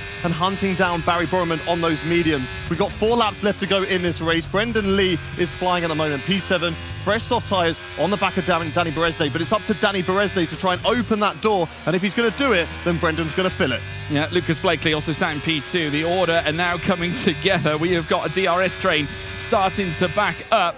And Josh Ido also in the mix as well. Could be on for a big result for Red Bull this time around, as now Jarno Opmeer once again ascends and jumps ahead of Jed Norgrove as we take a look at the replay. This is to do with the Red Bull interchange. We see Freddie Rasmussen and Josh Ido swapping. A very rare occurrence that we would see it this way around because, of course, usually Freddie's the one doing all the moves, making all the moves. This time they're saying, Josh Ido, it's your go. Try and attack these top 2. Yeah, one thing I've really noticed with Josh Ido, every time we see him, his battery is flashing. He's up the inside, goes Jarno Opmeer on Thomas Ronha. Thomas Ronha is having a very, very frustrating race at the moment. The 2 Dutch drivers going wheel to wheel as they go down the hill to Eau Rouge, but Opmeer's going to get the job done before it. And now in his sights is the 2-time world champion of Brendan Lee. And look at how much he's gaining through Eau Rouge and Radion. The move is pretty much done before they even get to the DRS activation point. And there we go, Jarno Opmeer behind his teammate now into P7. And I'm sure, once again, we're going to see more team orders with Jarno Opmeer being allowed to pass Danny Berejnay. A wry smile on the face of the Flying Dutchman as he burst past his fellow 2-time champion counterpart. He had a little look there as well to his teammate. He's like, come on, mate, let me pass. Come on. There's some team order discussions, I think, because there were some words mouthed between Danny Berejnay and Jarno Opmeer. It looks certainly like it came from Jarno Opmeer's standpoint. as they now look to rush down through Pouan. Berejnay a little bit preoccupied though with Tom Manley up ahead, however, as they look to make their way through towards the segment, well, the next chicane segment at the very least, as they go through the next right and left. And I get the sense, I've got the feeling, I've got a tingle, Hayden. Great chance here for Jarno Opmeer. Well, we saw it earlier in Silverstone. He pulled off this strategy and he Surely got not the race again. win. Maybe it's going to happen again. There's a lot Incredible. more positions that he's got to get done, and we've got not that many laps to get it done as well. And it all depends on how fair as a teammate Danny Berejnay is going to be, because he doesn't have to let Jarno Opmeer through. He's fighting for his own race, and he's now attacking Tom Manley into the bus stop chicane. He's going to have a look around the outside. No, Manley covers that off, so Danny Berejnay is going to have to try and work his way through, or have to let through Jarno Opmeer. Yeah, I tell you what, I think Jarno's best chance is going to be Kemmel. He's going to try and utilise the tow from Danny Berejnay and maybe Tom Manley, because they're going to go wheel to wheel this time. And Berejnay, with a beautiful switchback, finally manages to make his way through turn 1 and blast past Manley. The AlphaTauri now relegated down to P6. Now, will it be double Mercedes delight coming up through Rouge and Radion? Can Jarno follow suit with what Berejnay did to Manley just only a moment ago? As now the DRS opens up, he's a little too far back. Manley might even retaliate, heading up through towards Les Combes. No movements further up whatsoever. Burman still out in front as they now cascade through towards Malmedy and down the hill towards Rivage. Manley looking like the aggressor, trying to tempt a move, this time on Danny Berejnay. Yeah, but watch out for Jarno Opmeer. Here he comes, trailing this pack at the moment. He's going to want to try and clear them as quickly as possible. Into the box and retired, and out of the race is Will Lewis. Sadly for him, but I'm sure just in case Alvaro Carreton is ill once again tomorrow, we wish him all the best and hope a speedy recovery for him. But if he is not here tomorrow, then Will Lewis, this is valuable experience for him in this scenario to try and better himself and get himself further up the field if he is back tomorrow. But Tom Manley under attack from Jarno Opmeer, going wheel to wheel. Ismail Fassi and Thomas Ronhard. Thomas Ronhard not having the greatest race, of course, has that 3-second penalty. So Ismail Fassi did need to get past him as soon as possible to get back on the end of this train and maybe go on the attack of Brendan Lee. They've both got the same age tyres, but I do feel like Fassi's tyres have probably dropped beyond that 25%. But once the mediums drop beyond that 25%, the softs will start working better than them once again. But here comes Jarno Opmeer around the outside. Manley's battery's flashing. Opmeer's got the battery in hand. He goes on the inside into the bus stop chicane. Surely that's going to be the manoeuvre complete. Tom Manley tries to hold it right around the outside. Will get the inside into the second part of the bus stop chicane, but Opmeer on the attack, on the attraction, has got the move complete and will move up into P6 in this race. Yeah, carrying the speed around the outside of Blanchimont. It's very daring, but to make the overtake in that manner is truly sensational. They're coming through bus stop. They remain wheel to wheel right through it. Manley having to forego the place. Opmeer now chasing down his teammate.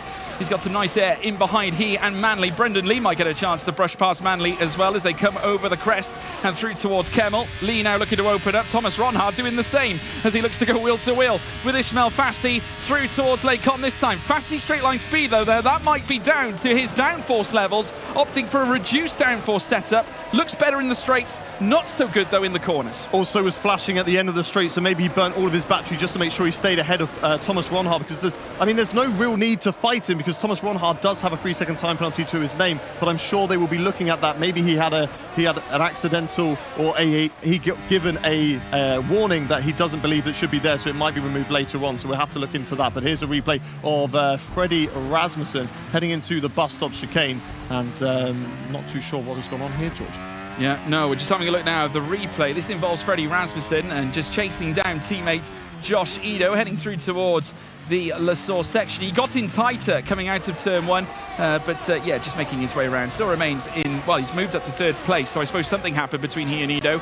Maybe choosing that maybe Edo's tyres aren't naturally working for him here. Yep. Edo might be protecting Rasmussen's position against the Mercedes that are coming up in behind, because obviously they've got younger tyres. They're obviously very wary of the Mercedes force here that are now powering forward. I mean, there's still a chance for a double podium here for Mercedes. You can't write them off yet. Certainly so. Brendan Lee also on the attack. He's right on the back of both Mercedes drivers and was looking a little bit racy as they went in towards the bus stop chicane. But yeah, for the two Red Bull drivers, Freddie Rasmussen, of course, the driver currently leading the championship out of the two Red Bull drivers. He's further up in the standings. So if you're going to put all your eggs in that basket, you're going to switch over the positions and give Freddie Rasmussen the best opportunity to try and fight for this driver's Championship. Brendan Lee, though, dropping a little bit off the back there of Jarno Opmeer, who's pulling out of the slipstream of his teammate Danny Beresnay to cool that engine, and the gap seemed to be spreading out a little bit, just getting ready for maybe a last lap shootout into the bus stop chicane. Yeah, we're on the final lap of the race. Lucas Blakely has also managed to take the lead away from Barry Burman, so it's getting spicy now at the front as the two former McLaren teammates are fighting it out for victory here. And it's a vital one as well, because remember, Blakely is yet to win this season. Barry Burman looking to take his first victory as well. Not only that, to go back-to-back here at Spa with victories from last year and this year too. So it's Blakely who leads the way. Burman trying to tee something up. You can just see the camera panned on Lucas Blakely right now as he looks to try and lay claim to what would be, I'm sure, in his mind, a relief victory at this stage in the season. Former teammates, these two last season in F1 sim racing, now going to go wheel to wheel for one last time at this Belgian Grand Prix. Who's going to come out on top? Will it be the Ferrari of Barry Burman, or will it be Lucas Blakely? As they head down to the bus stop chicane, it's Barry around the outside. Yeah, he's coming around the outside of Blanchimont. Barry Burman for the lead of the race, coming through the final few corners. What a way to win at Spa, but Blakely coming back. He's not letting it go. Contact as they make their way out. But for the second time here in Belgium, it's Barry Burman who takes a sensational victory and overtaking the final sector on the current champion, who has yet to score a race win, but it will still be a relief of a podium for Lucas Blakely. But take a bow, Barry Burman. You are a race winner for the second time in your F1 sim racing career. Barry Burman's just going to be hoping that we go to Spa for every round in every championship in the future. He excels around here. And there we go, Thomas Ronhaar, not his day today, massively upset with that one. But he is obviously got that nice, soft, nice gap in the Drivers' Championship. But as you can see, very, very upset with his race today. A 3-second time penalty.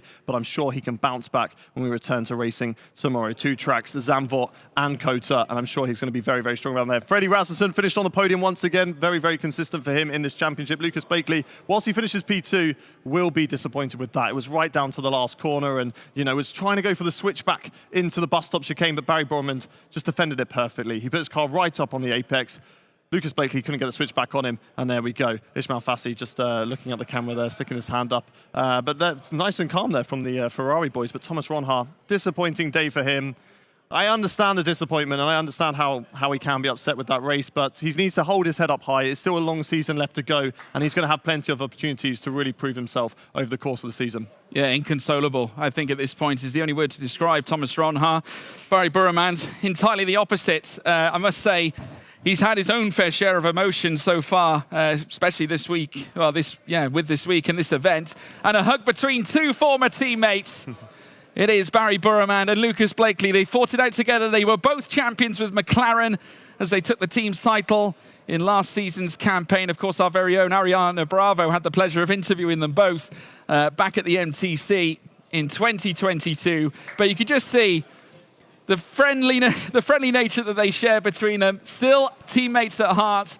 Shades of Carlos Sainz and Lando Norris there almost. Certainly. A great battle, though, that at the end of the race between those two. Lots of respect, of course, between them two, and the kick team all around Thomas Ronhaar at the moment. Really unhappy with that race. Finishing, unfortunately, down in P13 for him today. But he went into it with such a large lead in the championship, was on 67 points compared to Jarno Opmeer with 50. Of course, Barry Burman's going to add 25 points to his name. The only real driver who's kind of caught up massively would be Freddie Rasmussen, scoring 15 points, but still would not be enough to overtake. So Thomas Ronhaar should be leading the Drivers' Championship after this race. So he can still take that. But let's have a look at the provisional race results after this Belgian Grand Prix. Barry Burman is our race winner. Fantastic driving and a fantastic performance. It was pole position and, of course, the race winner as well. Lucas Blakely, second place, and Frederick Rasmussen on the podium as well. Josh Edu, a fantastic performance from him and playing the team game very well for Red Bull. Fantastic and great amount of points for those guys in the Constructors' Championship. Also a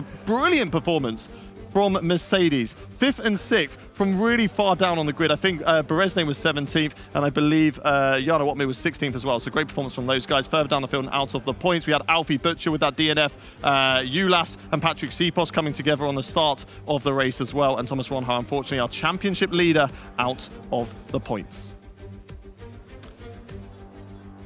Wow. Well, you guys take a second to catch your breath. We have been treated today to 2 exceptional races. So much excitement, so much drama, so much fantastic racing, as you guys said in the commentary. Clean, hard racing. We'd love to see it. Huge congratulations to Barry, who, of course, in that gap between the 2 races was feeling quite dejected, quite demotivated, but he has bounced back, and that must taste even sweeter for him. Yeah, he was very disappointed after the race, and this event hasn't really gone his way. He showed really good qualifying performances over the event, but the races have kind of fallen away from him. But today, he just showed exactly the driver that he is, and it definitely helped that we came to a circuit like Spa that he just seems to do so well at. So fantastic performance there from Barry Borman to put himself right at the top, and who knows, maybe even this is a start of a championship charge for him.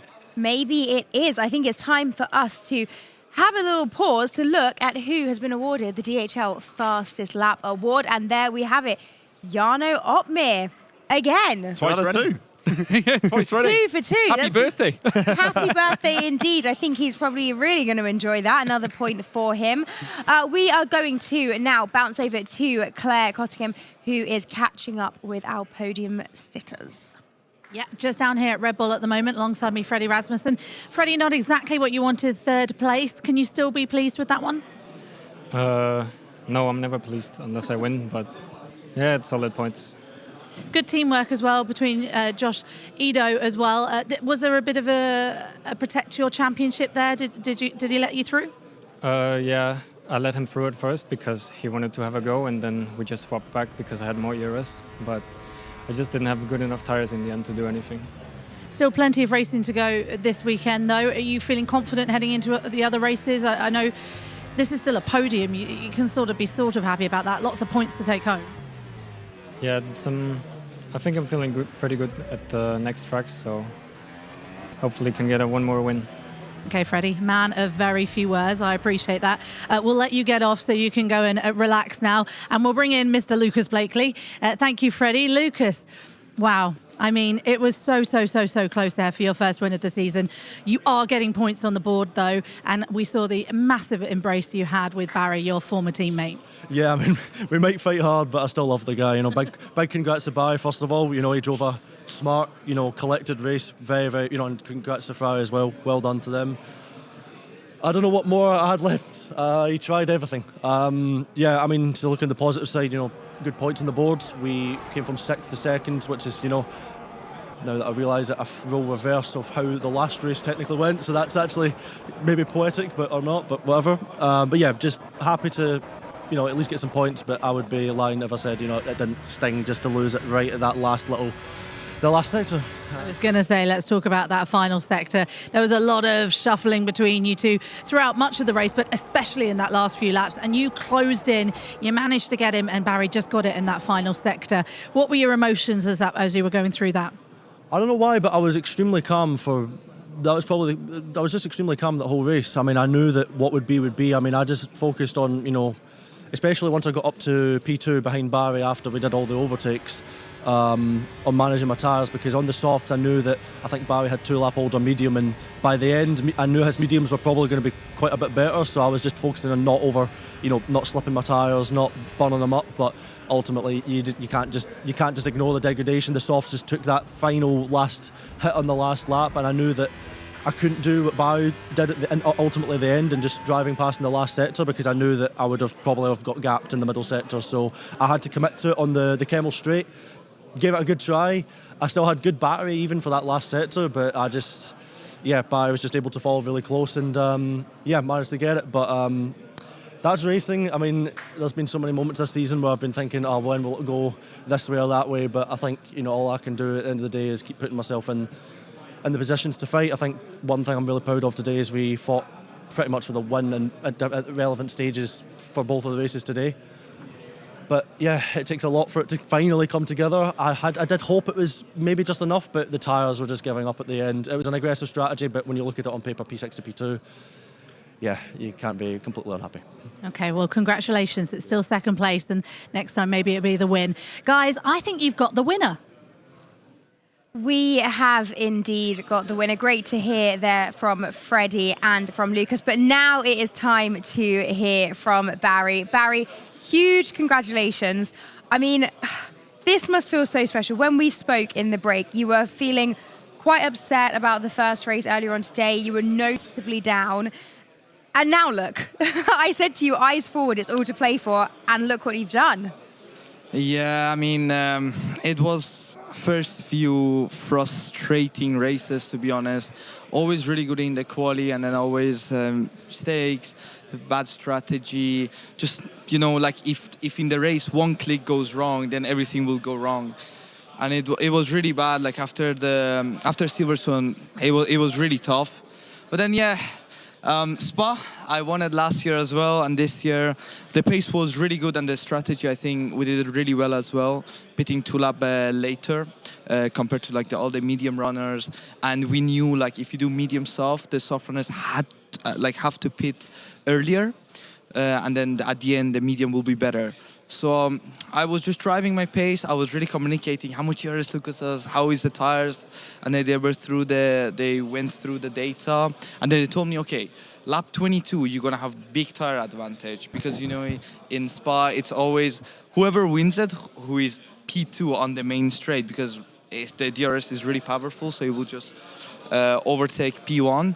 But I knew it in P1 I used my ERS, but I knew it in any scenario Lucas will pass me, so I didn't use it. I saved it, and then for the last straight I knew I have better tire. As you can see, I am on 50%. I'm not using it. I saved it, and then going through this I tried to stay as close as possible. And then I saw Lucas flashing, didn't have enough ERS. I knew it, I got it. Then I make sure I brake super late, fully went wide to just make sure I finish P1, and we are not side by side for the last corner. GG to Lucas as well. Of course I knew Lucas because we were teammates last year. I knew we never gonna be dirty to each other, never. It's just because we won it last year, and it's always like a really special relationship between me and him. So, and it was amazing, and GG to him as well. You talked about the last lap overtake, and you talked about how you sized him up and knew that you were going to do it into the last corner. What lap did you make that decision that you were going to just sit behind him, wait for that last corner, and then pounce? To be honest, I think the tires, when we, like, after Lucas catch, I catch, and then I was like P2 and I saw Lucas P3. Of course, in that time, I knew Lucas has tire advantage, and I was communicating with the team, and team told me, okay, Lucas gonna have the better tires till last lap, and then last lap gonna have a really big drop-off. And then I was speaking to the team, and then we're like, okay, let's make it this way. It's more even, it's safer as well. Like in the worst scenario, even if I do mistake, I'm gonna finish P2, so it's still a really good point. And but my tires were really good because I pitted quite later compared to everyone, and it was amazing. Yeah, I mean, Barry, I've got to allude to now you making it 2 wins here at Spa. You've now levelled with Freddie Rasmussen in that stat here at this very circuit. But now it's the perfect way to get yourself really, truly ingrained into this championship, a win under your belt, without a doubt in the most, I would say, the most contentious championship fight I think we've had in history in F1 sim racing. How do you envision the rest of this week going, and Event 3 as well? Yeah, I can't explain with words how much pressure we are having, especially me. I don't know about others, but of course others having it as well. And when I didn't like get the really good points for the last 3 races, but I knew the pace is there. There's always always something going wrong. It was really frustrating. But of course, if it keep happening, the bad luck will end at some point. Really solid qualies every time, really consistent. But yeah, I'm usually not gonna still look at the driver championship because I feel it was really underperformed compared to my pace. But it is what it is. Sometimes it just doesn't go your way, and you just have to. The only thing you can do is just to bounce back. Nothing else you can do. So, but I hope we gain a lot of points on team championship. Unlucky for my teammate Nico as well. But yeah, I just want to keep pushing. We still have 2 more races. Feeling comfortable in those 2, especially the last one. And looking forward to it, and hopefully I can get more wins. It's so lovely to hear you much more upbeat and happy. Congratulations once again on that victory. Very well deserved, Barry.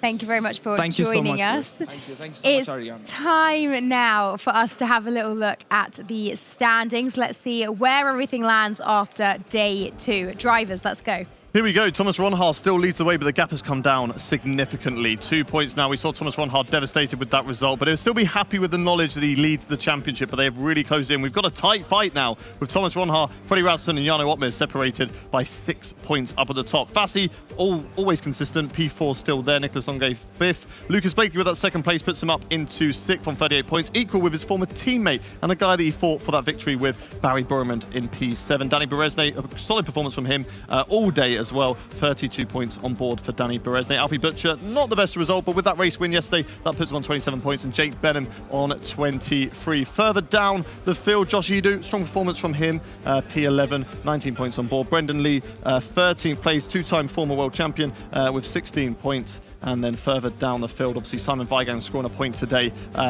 gets his tally off the mark. And then down at the bottom, Will Lewis, John Evans and Philip Presneda, all with 0 points. And our constructors, George. Yes, well, let's take a look at the team's championship. Mercedes, after that stellar team performance, making their way into the top 10. Now breaking the 100 ducks. They're on 116 ahead of Oracle Red Bull Sim Racing, Kick F1 Sim Racing after a really sorrowful display. We saw the tears from Thomas Ronhaar. He's now down to 3rd. And after Barry's victory, Longue having a tough day, but Barry's victory propelling Ferrari into 4th. Now level on points with Kick F1 Sim Racing. It's phenomenal as well as we look further down. Fassi yet again claiming some vital points in P8. Williams, though, just dropping down from P5 as to where they were prior to the start of this race, but only a solitary point behind McLaren Shadow. It is so interesting to see how much we are seeing movement in both those standings throughout the day. Super, super crucial to get all those points that you possibly can. I want to quickly touch on Thomas Ronhaar before we wrap things up, because we saw him very emotional at the end of that race. We've seen even now he's being consoled by several different people here in the studio. Talk us through it. Yeah, very disappointing. Not the race that he would have wanted. You know, getting caught up with incidents with both the Red Bull drivers, a free second time penalty awarded to him as well, and of course finishing outside the points in P13. And I think that just comes from a little bit of inexperience and maybe, you know, being one of the younger drivers in the field, that it's never really happened to him where he's had one of those races when, you know, he's always in fine form to then drop off massively down the field. So unfortunate there for Thomas Ronhaar, but he's still leading the Drivers' Championship and his pace is still there. I think why it hurts so much is because he was right up at the front. He started this race in P3 and then it all just kind of fell away from him. But we know that pace is there. We know he can get himself back through the field and definitely fight for this championship over the course of the rest of the season. Yeah, I mean, that was a big moment coming through bus stop. I mean, it has to be said. I mean, Ronhaar, understandably, certainly not feeling chipper. There you can see him just sat there, still expressionless. Well, I mean, if there's one expression, it's sorrow. Understandable, because we know what he's capable of. And I look back to last season where he was 3rd in the championship coming the end of time, and obviously gave Freddie a hard time as well in several races, and very nearly pipped him for P2, very nearly winning the title at Yas Marina last year. But it's a very different set of affairs this season. The competitive level is just unreal. And we're seeing it now with various different race winners throughout the entirety of the grid. Absolutely a tough day for Thomas Ronhaar, but as we've seen from Barry, things can change very quickly, can bounce back. Barry was feeling dejected after that first race, and now he's got a victory under his belt, and as you guys have said, Thomas Ronhaar still leading the championship as well. So that wraps up day 2 of event 2. And what a day it has been. Silverstone and Spa both delivering us with some fantastic, fantastic racing. Thank you so much for joining us. We want to know what you are thinking at home. We want to know how you are feeling about event 2 so far. There's going to be a link that's going to go into the chats now. Please make sure you click on it, fill it out, give your feedback, let us know what you like, dislike, and everything else so that we can continue making sure that we bring you the best possible coverage. Hayden, George and Claire, thank you so much for all of your support and coverage today. It's been absolutely fantastic. I cannot wait to do it all again tomorrow. Thank you guys for joining us. We'll be back for the final day of event 2. Enjoy.